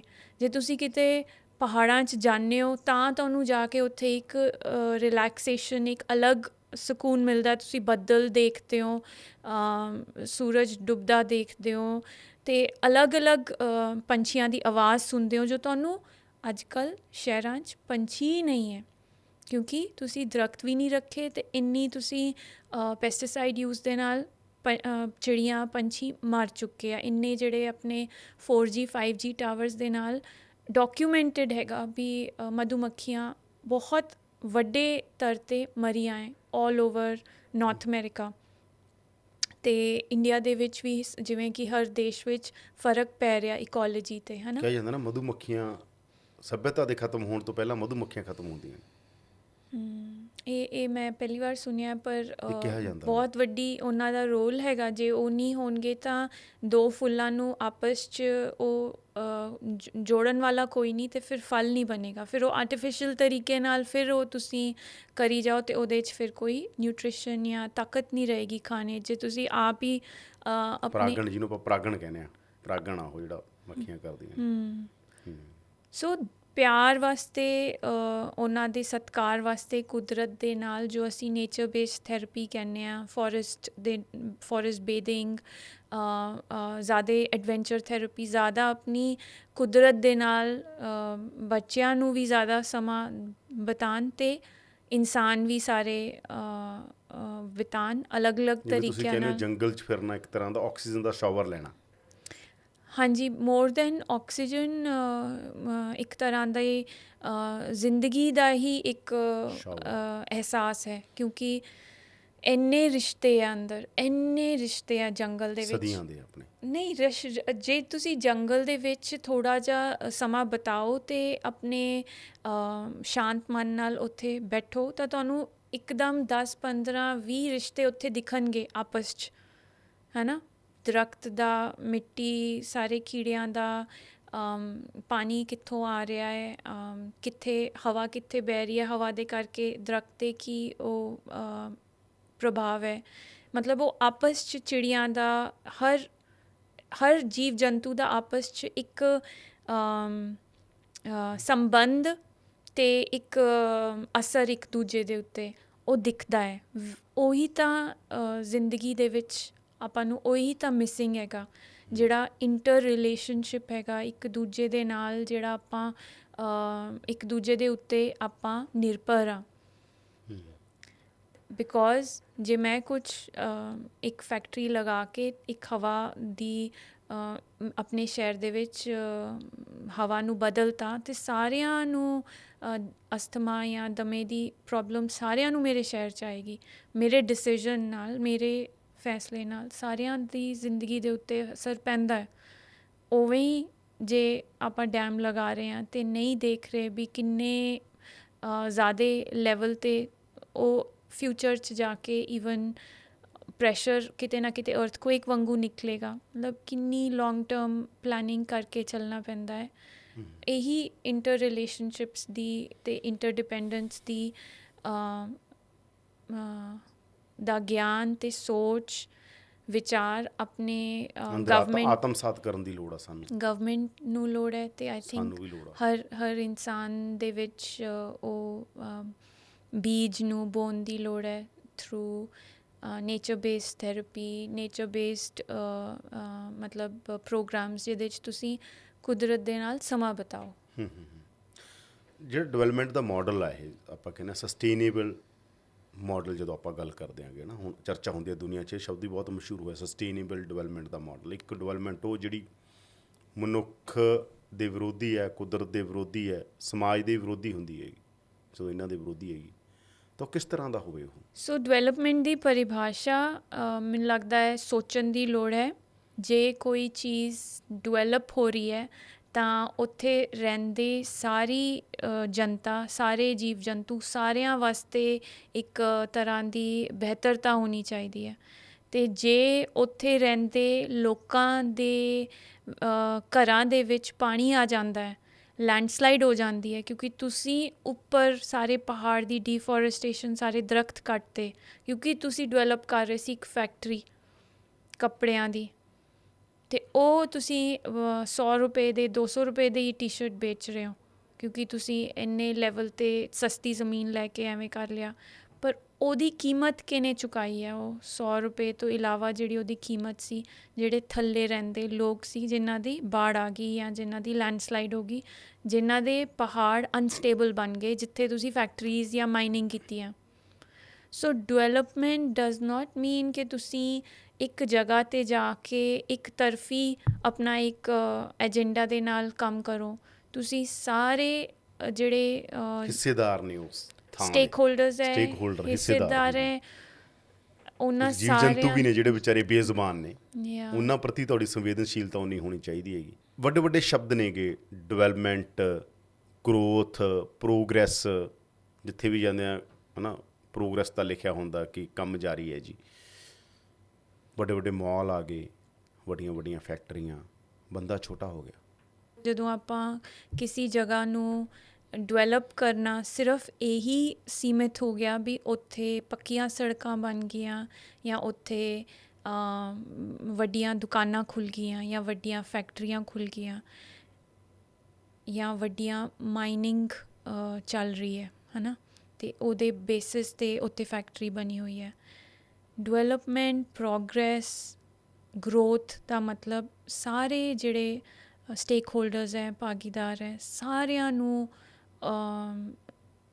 ਜਿਹਦੇ ਵਿੱਚ ਜੀਵ ਜੰਤੂ ਵੀ ਆਉਂਦੇ ਆ, ਬੇਜ਼ੁਬਾਨ ਨੇ ਜਿਹਦੇ 'ਚ, ਜਿਹੜੇ ਬੇਜ਼ੁਬਾਨ ਹੈ, ਜਿਨ੍ਹਾਂ ਨੂੰ ਅਸੀਂ ਅੰਗਰੇਜ਼ੀ 'ਚ ਇੱਕ ਫਰੇਜ਼ ਹੈ, ਕਹਿੰਦੇ ਆ more than human, more than human ਦੁਨੀਆ ਵੀ ਨਾਲ ਉਹਨਾਂ ਦੇ ਨਾਲ ਚੱਲ ਰਹੇ ਆ ਤੁਹਾਡੇ। ਉਹਨਾਂ ਨੂੰ ਤੁਸੀਂ ਉਹਨਾਂ ਦੀ ਘਰ ਨੂੰ ਜਾ ਕੇ ਤਬਾਹ ਨਹੀਂ ਕਰ ਰਹੇ, ਰਾਈਟ। ਸੋ ਇੱਕ ਅਗੇਨ ਇੱਕ ਤਵਾਜ਼ਨ ਹੋਏ, ਇੱਕ ਬੈਲੈਂਸ ਹੋਏ, ਜਿਹਦੇ ਵਿੱਚ ਸਾਰੇ ਜਿਹੜੇ ਹਿੱਸੇਦਾਰ ਹੈ ਉਹਨਾਂ ਨੂੰ ਆਪਣਾ ਆਪਣਾ ਹਿੱਸਾ ਅਤੇ ਆਪਣੀ ਆਪਣੀ ਇੱਜ਼ਤ, ਆਪਣਾ ਆਪਣੀ ਆਪਣਾ ਹੋਂਦ। ਸੋ ਜਿਵੇਂ ਤੁਸੀਂ ਦਰਖਤ ਕੱਟ ਕੇ ਇੱਕ ਪਲਾਟ ਬਣਾਉਣਾ ਸ਼ੁਰੂ ਕੀਤਾ, ਕਿਉਂ ਨਾ ਤੁਸੀਂ ਆਪਣਾ ਘਰ ਦਰਖਤਾਂ ਦੇ ਆਲੇ ਦੁਆਲੇ ਬਸਾਓ, ਹੈ ਨਾ। ਤੇ ਤੁਹਾਨੂੰ ਸਟ੍ਰੈਸ ਵੀ ਨਾ ਹੋਵੇ। ਹਾਂਜੀ, ਤੁਹਾਨੂੰ ਕੰਸਟਰਕਸ਼ਨ ਕਹਿੰਦੇ ਨਾ ਸਟ੍ਰੈਸ ਲੈ ਕੇ ਆਉਂਦੀ ਹੈ, ਜਿੰਨੇ ਹੀ ਦਰਖਤਾਂ ਤੋਂ ਦੂਰ ਜਾਂਦੇ ਉਨੇ ਹੀ ਤੁਹਾਡਾ ਸਟ੍ਰੈਸ ਵੱਧਦਾ। ਬਿਲਕੁਲ ਬਿਲਕੁਲ। ਜਿਵੇਂ ਇੱਕ ਪੁਰਾਣਾ ਦਰਖਤ ਇੰਨੀ ਜ਼ਿਆਦਾ ਉਸ ਜਗ੍ਹਾ ਨੂੰ ਗਰਾਊਂਡਿੰਗ ਅਤੇ ਇੰਨੀ ਜ਼ਿਆਦਾ ਉਸ ਜਗ੍ਹਾ ਨੂੰ ਤਬਦੀਲ ਕਰ ਸਕਦਾ, ਇੰਨਾ ਜ਼ਿਆਦਾ ਉਹਨੂੰ ਚੰਗੀ ਰੂਹਾਨੀ ਇੱਕ ਹਵਾ ਦੇ ਸਕਦਾ, ਜਿਹੜਾ ਪੁਰਾਣਾ ਦਰਖਤ ਉਹਨੂੰ ਕਾਫੀ ਕਲਚਰਸ 'ਚ ਗ੍ਰੈਂਡਫਾਦਰ ਗ੍ਰੈਂਡਮਦਰ ਟਰੀ ਬਾਬਾ ਵੀ ਬੋੜ, ਕਹਿੰਦੇ ਆ। ਆਪਾਂ ਕਹਿੰਦੇ ਆ ਬੋੜ ਨੇ ਜਿਹੜੇ, ਬਾਬਾ ਬੋੜ ਸ਼ਬਦ ਵੀ ਉੱਥੋਂ ਆਇਆ। ਬਿਲਕੁਲ। ਬੋੜ ਆਪਣੇ ਨੇ ਜਿਹੜੇ, ਉਹ ਦਾੜੀ ਏਡੀ ਏਡੀ ਹੋ ਜਾਂਦੀ ਹੈ, ਬਿਲਕੁਲ 200 ਸਾਲ 150 200 ਹਾਂ। ਸਾਲ ਪੁਰਾਣੇ ਨੇ। ਹਾਂ ਇਹ ਵੀ ਕਿਹਾ ਜਾਂਦਾ ਨਾ ਕਿ ਜਿੰਨਾ ਵੱਡਾ, ਇੱਕ ਅਧਿਆਤਮ 'ਚ ਵੀ ਇਹ ਕਿਹਾ ਜਾਂਦਾ ਕਿ ਦੁਨੀਆ 'ਚ ਬਹੁਤੇ ਲੋਕਾਂ ਨੂੰ ਜਿਹੜੀ ਅਨਲਾਈਟਨ ਹੋਏ ਲੋਕ, ਉਹ ਦਰਖਤਾਂ ਥੱਲੇ ਹੋਏ। Yeah. ਬੁੱਧ ਜਿਹੜੇ ਹੈਗੇ ਉਹ ਦਰਖਤ ਥੱਲੇ ਅਨਲਾਈਟਨ ਹੋਏ। ਮੈਨੂੰ ਆਪ ਨੂੰ ਬਹੁਤ ਫਰਕ ਲੱਗਦਾ ਜਦੋਂ ਮੈਂ ਬਹੁਤ ਤਣਾਅ 'ਚ ਹੁੰਦੀ ਹਾਂ। ਮੈਂ ਜਦੋਂ ਦਰਖਤ ਦੇ ਕੋਲ ਜਾ ਕੇ, ਸਪੈਸ਼ਲੀ ਜਿਹੜੇ ਥੋੜ੍ਹੇ ਜਿਹੇ ਦਰਖਤ ਵੱਡੇ ਹੈਗੇ ਆ, ਜਿਹੜੇ ਹੈ ਨਾ, ਪੁਰਾਣੇ ਨੇ, ਜਿਹੜੇ ਥੋੜ੍ਹੇ ਪੁਰਾਣੇ ਆ, ਜਿਹੜੇ ਛੋਟੇ ਆ ਉਹਨਾਂ ਦੇ ਨਾਲ ਇੰਨਾ ਨਹੀਂ ਫੀਲ ਹੁੰਦਾ, ਪਰ ਜਿਹੜੇ ਥੋੜ੍ਹੇ ਪੁਰਾਣੇ ਆ ਇੱਕਦਮ ਐਵੇਂ ਲੱਗਦਾ ਹੈ, ਸਪੈਸ਼ਲੀ ਜਦੋਂ ਹਵਾ ਨਿਕਲਦੀ ਹੈ ਪੱਤਿਆਂ ਦੇ, ਉਹਨਾਂ ਦੇ ਪੱਤਿਆਂ 'ਚੋਂ ਐਵੇਂ ਲੱਗਦਾ ਵੀ ਉਹਨਾਂ ਨੇ ਇੱਕ ਜੱਫੀ ਪਾ ਲਈ। ਮਤਲਬ ਬਹੁਤ ਜ਼ਿਆਦਾ ਤਣਾਅ 'ਚ ਵੀ ਮੈਂ ਦੇਖਿਆ ਹੈ, ਇੱਕਦਮ ਅੰਦਰੋਂ ਇੱਕ ਹਵਾ, ਇੱਕ ਤਾਜ਼ਗੀ, ਇੱਕ ਆਪਣਾਪਨ, ਵੀ ਮੈਂ ਕਿਸੇ ਆਪਣੇ ਦੇ ਕੋਲ ਆ ਕੇ ਬੈਠ ਗਈ ਹਾਂ, ਜਿਹੜਾ ਬਜ਼ੁਰਗ ਹੈ, ਜਿਹੜਾ ਅੱਜ ਮੇਰੇ ਕੋਲ ਨਹੀਂ ਹੈ।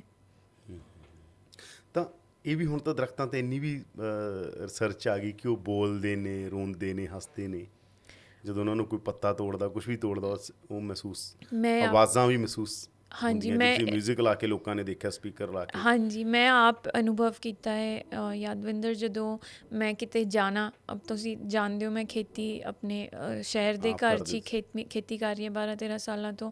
ਜਦੋਂ ਕਿਤੇ ਜਾਣਾ ਅਤੇ ਉਹਨਾਂ ਨੇ ਸਾਰਿਆਂ ਨੇ ਮੁਰਝਾ ਜਾਣਾ, ਔਲਦੋ ਪਾਣੀ ਉਹਨਾਂ ਨੂੰ ਮਿਲ ਰਿਹਾ, ਕੋਈ ਦੇਖਭਾਲ ਕਰ ਰਿਹਾ ਸੀ। ਜਦੋਂ ਮੈਂ ਆਉਣਾ ਵਾਪਸ, ਹੈ ਨਾ, ਸਪੈਸ਼ਲੀ ਜਦੋਂ ਮੈਂ ਨਿਆ ਸ਼ੁਰੂ ਕੀਤਾ ਸੀ, 1-2 ਸਾਲ, ਬੜਾ ਜ਼ਿਆਦਾ ਜਨੂੰਨ ਸੀ, ਬਹੁਤ ਗੱਲਾਂ ਕਰਦੀ ਹੁੰਦੀ ਸੀਗੀ ਸਾਰਿਆਂ ਨਾਲ, ਪੇੜ ਪੌਦਿਆਂ ਨਾਲ, ਅਤੇ ਆ ਕੇ ਉਹਨਾਂ ਨੂੰ ਬਸ ਥੋੜ੍ਹਾ ਜਿਹਾ ਹੱਥਾਂ ਨਾਲ, ਹੈ ਨਾ, ਜਿਵੇਂ ਕੱਦੂ, ਤੋਰੀ ਦੀਆਂ ਹੀ ਬੇਲਾਂ, ਅਤੇ ਦਰਖਤ ਛੋਟੇ ਸੀ ਉਸ ਸਮੇਂ ਲਗਾਏ ਸੀ, ਅਤੇ ਇੱਕਦਮ ਉਹਨਾਂ ਨੇ ਮੈਨੂੰ ਵੀ ਦਿਖਣਾ ਵੀ ਉਹ ਡਾਊਨ ਹੋ ਗਏ, ਅਤੇ 2-3 ਦਿਨਾਂ 'ਚ ਇੱਕਦਮ ਵਾਪਸ। ਤਾਂ ਉਹ ਮੇਰਾ ਆਪਣਾ ਅਹਿਸਾਸ ਹੈਗਾ, ਆਪਣਾ ਅਨੁਭਵ ਹੈਗਾ ਕਿ ਬਹੁਤ ਜ਼ਿਆਦਾ ਉਹਨਾਂ ਨੂੰ ਆਪਸ 'ਚ ਤੁਹਾਡੇ ਨਾਲ ਗੱਲਾਂ ਹੋ ਸਕਦੀਆਂ ਦਰਖਤਾਂ ਨਾਲ। ਬਿਲਕੁਲ ਕੀਤੀਆਂ ਨੇ। ਹਾਂ, ਬਿਲਕੁਲ। ਮੈਨੂੰ ਲੱਗਦਾ ਹੈ ਬਿਨਾਂ ਬੋਲੇ ਬਹੁਤ ਜ਼ਿਆਦਾ ਕੁਝ ਹੋ ਜਾਂਦਾ, ਕਮਿਊਨੀਕੇਟ ਬਿਨਾਂ ਬੋਲੇ, ਅਤੇ ਆਪਸੀ ਅੰਦਰੂਨੀ ਜਿਹੜੀ ਆਪਾਂ ਕਹਿੰਦੇ ਨਾ ਮਨ ਦੀਆਂ ਗੱਲਾਂ, ਮਨ ਦੀਆਂ ਤਾਰਾਂ ਜੁੜਦੀਆਂ ਨੇ ਜਾ ਕੇ। ਹਾਂ, ਮਨ ਦੀਆਂ ਗੱਲਾਂ। ਅਤੇ ਕਦੇ ਜਿਵੇਂ ਤੁਸੀਂ ਪਤਾ ਨਹੀਂ ਕਦੇ ਕੀਤਾ ਹੈ, ਬਟ ਜੱਫੀ ਪਾਉਣਾ ਦਰਖਤ ਨੂੰ, ਅਤੇ ਵਾਕਈ ਐਵੇਂ ਲੱਗਦਾ ਹੈ ਕਿ ਉਹਨੇ ਵਾਪਸ ਤੁਹਾਨੂੰ ਜੱਫੀ ਪਾਈ ਹੈ। ਕਿਉਂਕਿ 10,000 ਸਾਲ ਦਾ ਸਾਡਾ ਜਿਹੜਾ ਜੰਗਲ ਦੇ ਨਾਲ, ਤੁਸੀਂ ਇਹ ਗੱਲ ਬਹੁਤ ਕਹਿਣੀ ਹੋਗੀ ਕਿ ਸਾਡਾ 10,000 ਸਾਲ ਦਾ ਰਿਸ਼ਤਾ ਜੰਗਲ ਨਾਲ ਹੀ ਹੈ। ਤਾਂ ਕੱਲ੍ਹ ਦੀਆਂ ਗੱਲਾਂ ਨੇ, ਜੇ ਇੰਡਸਟਰੀਲਾਈਜੇਸ਼ਨ ਆ 500-700 ਸਾਲ ਹੋਇਆ ਸਾਨੂੰ ਬਾਹਰ ਆਇਆਂ ਨੂੰ।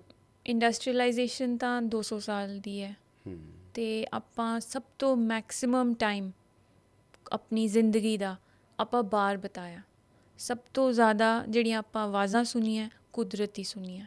ਸਭ ਤੋਂ ਜ਼ਿਆਦਾ ਨੀਂਦ ਚੰਗੀ ਆਉਂਦੀ ਹੈ ਬਾਹਰ, ਜਦੋਂ ਦਰਖਤਾਂ ਦੇ ਕੋਲੇ, ਜਦੋਂ ਜਿਹੜੀ ਛਾਂ ਤੁਹਾਨੂੰ ਦਰਖਤ ਦੇ ਥੱਲੇ ਮਿਲੇਗੀ ਧੁੱਪ ਦੇ ਵਿੱਚ, ਅਤੇ ਜਿਹੜੀ ਹਵਾ ਪੱਤਿਆਂ 'ਚੋਂ ਜਾ ਰਹੀ ਹੈ, ਜਿਹੜੀ ਉਹ ਤੁਹਾਨੂੰ ਬਹੁਤ ਗਰਮੀ ਵਾਲੇ ਦਿਨ 'ਚ ਵੀ ਤੁਹਾਨੂੰ ਉਹਦਾ ਜੋ ਅਹਿਸਾਸ ਹੈ ਉਹ ਕਿਸੇ ਵੀ ਏਸੀ ਦੇ ਕਮਰੇ 'ਚ ਕਦੇ ਨਹੀਂ ਆ ਸਕਦਾ। ਇਹ ਮੈਨੂੰ ਆਪਣਾ ਮੰਨਣਾ ਹੈ। ਅਤੇ ਜਿਹੜੀ ਤੁਸੀਂ ਖੁਦ ਐਕਸਪੈਰੀਮੈਂਟ ਕੀਤੇ ਆ ਸਾਰੀਆਂ ਚੀਜ਼ਾਂ ਆਪ ਐਕਸਪੈਰੀਮੈਂਟ ਕੀਤੇ ਹੈ, ਬਾਹਰ ਸੌਂ ਕੇ ਦੇਖਿਆ ਹੈ ਦਰੱਖਤਾਂ ਦੇ ਥੱਲੇ, ਅਤੇ ਆਪਣੀ ਸਿਹਤ ਦੇ ਵਿੱਚ ਵੀ ਫ਼ਰਕ ਦੇਖਿਆ ਹੈ ਜਦੋਂ ਮਿੱਟੀ ਨਾਲ ਜੁੜੇ ਹਾਂ।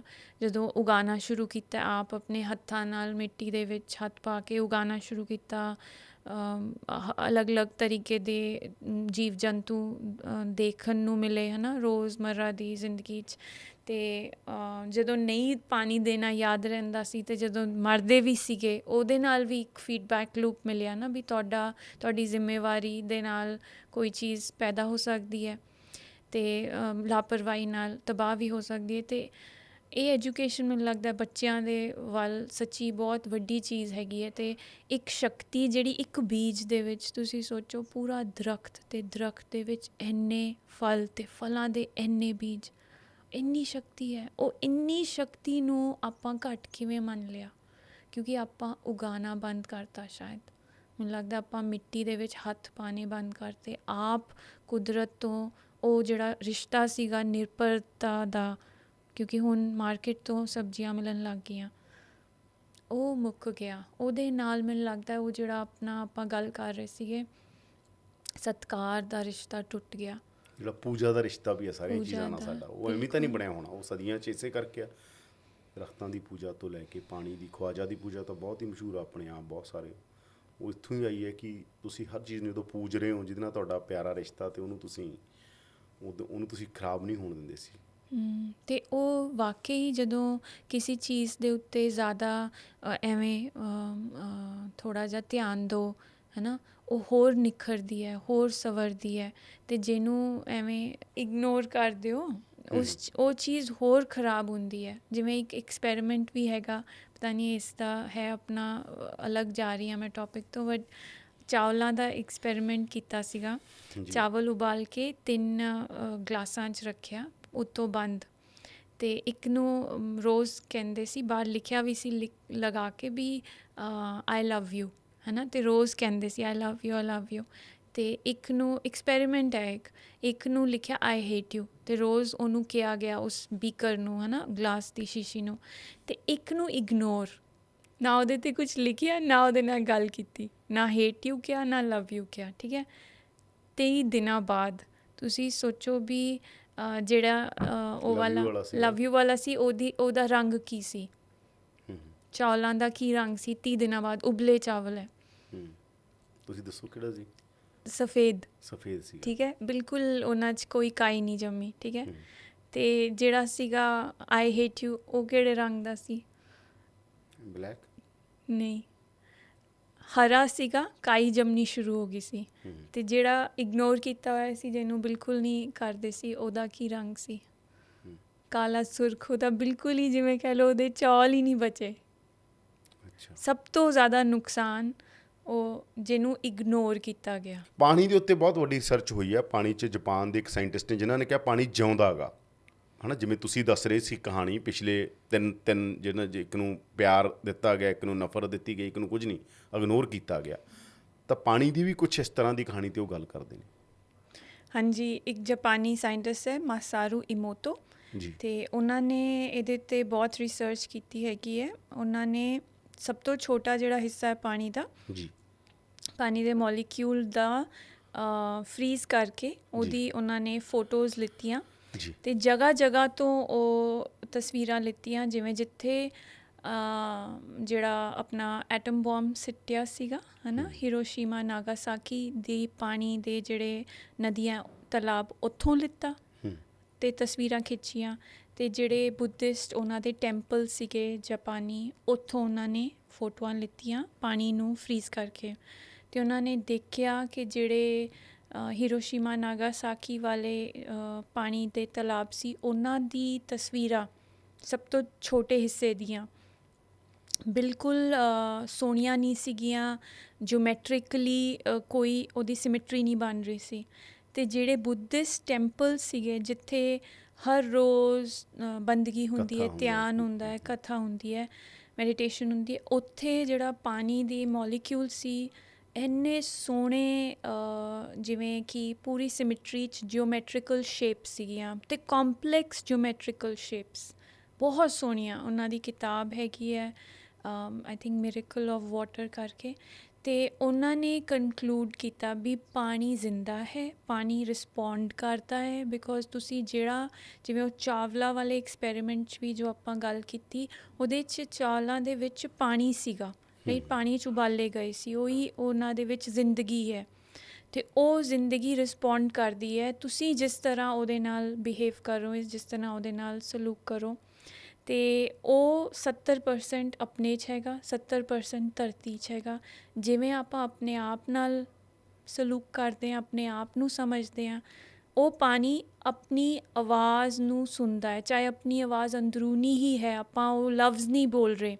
ਪਰ ਜੇ ਆਪਾਂ ਆਪਣੇ ਆਪ ਨੂੰ ਨਫ਼ਰਤ ਕਰਦੇ ਹਾਂ, ਆਪਣੇ ਆਪ ਦੇ ਪ੍ਰਤੀ ਆਪਣੇ ਵਿਚਾਰ ਚੰਗੇ ਨਹੀਂ ਹੈ, ਹੈ ਨਾ, ਚਾਹੇ ਉਹ ਬਚਪਨ ਦੀ ਸੱਟਾਂ ਦੇ ਕਰਕੇ ਆਪਾਂ ਆਪਣੇ ਆਪ ਨੂੰ ਗਲਤ ਸਮਝਣਾ ਸ਼ੁਰੂ ਕੀਤਾ, ਮਾਹੌਲ ਚੰਗਾ ਨਹੀਂ ਮਿਲਿਆ, ਚਾਹੇ ਵੱਡੇ ਹੋ ਕੇ ਸੱਟਾਂ ਮਿਲੀਆਂ, ਪਰ ਉਹ ਚੀਜ਼ ਸੇਮ ਉਹੀ ਹੈ ਜੇ ਆਪਾਂ ਧਰਤੀ ਦੀ ਜਿਹੜਾ 70% ਹੈਗਾ ਉਹਦੇ ਪ੍ਰਤੀ ਵੀ ਆਪਣਾ ਇਗਨੋਰੈਂਸ ਆ ਸਾਡੀ, ਉਹਦੇ ਪ੍ਰਤੀ ਆਪਣਾ ਪਿਆਰ, ਮੁਹੱਬਤ, ਸਤਿਕਾਰ ਨਹੀਂ ਹੈ। ਕਿਉਂਕਿ ਜੇ ਤੁਸੀਂ ਆਪਣੇ ਆਪ ਨੂੰ ਹੀ ਨਹੀਂ ਸਤਿਕਾਰ ਕਰ ਰਹੇ, ਮੈਨੂੰ ਲੱਗਦਾ ਇਹੀ ਸਾਰਾ ਮੇਨ ਮੂਲ ਮੈਨੂੰ ਜੋ ਸਮਝ ਆਇਆ, ਤਾਂ ਤੁਸੀਂ ਕਿਸੇ ਹੋਰ ਨੂੰ ਨਹੀਂ ਕਰ ਵੀ ਹੋਊਗਾ ਵੀ ਸਕਦੇ। ਜਿਵੇਂ ਆਪਾਂ ਮੰਨ ਲਓ ਹਰਿਮੰਦਰ ਸਾਹਿਬ 24 ਘੰਟੇ ਕੀਰਤਨ ਹੁੰਦਾ, ਹਾਂ, ਬਹੁਤ ਸਾਰੇ ਲੋਕ ਇਹ ਸਵਾਲ ਖੜੇ ਕਰਦੇ ਨੇ ਜਦੋਂ ਕਿਤੋਂ ਪਾਣੀ ਲੈ ਕੇ ਲੋਕ ਕਹਿੰਦੇ ਆਹ ਪਾਣੀ ਨਾਲ ਬੰਦਾ ਠੀਕ ਹੋ ਗਿਆ।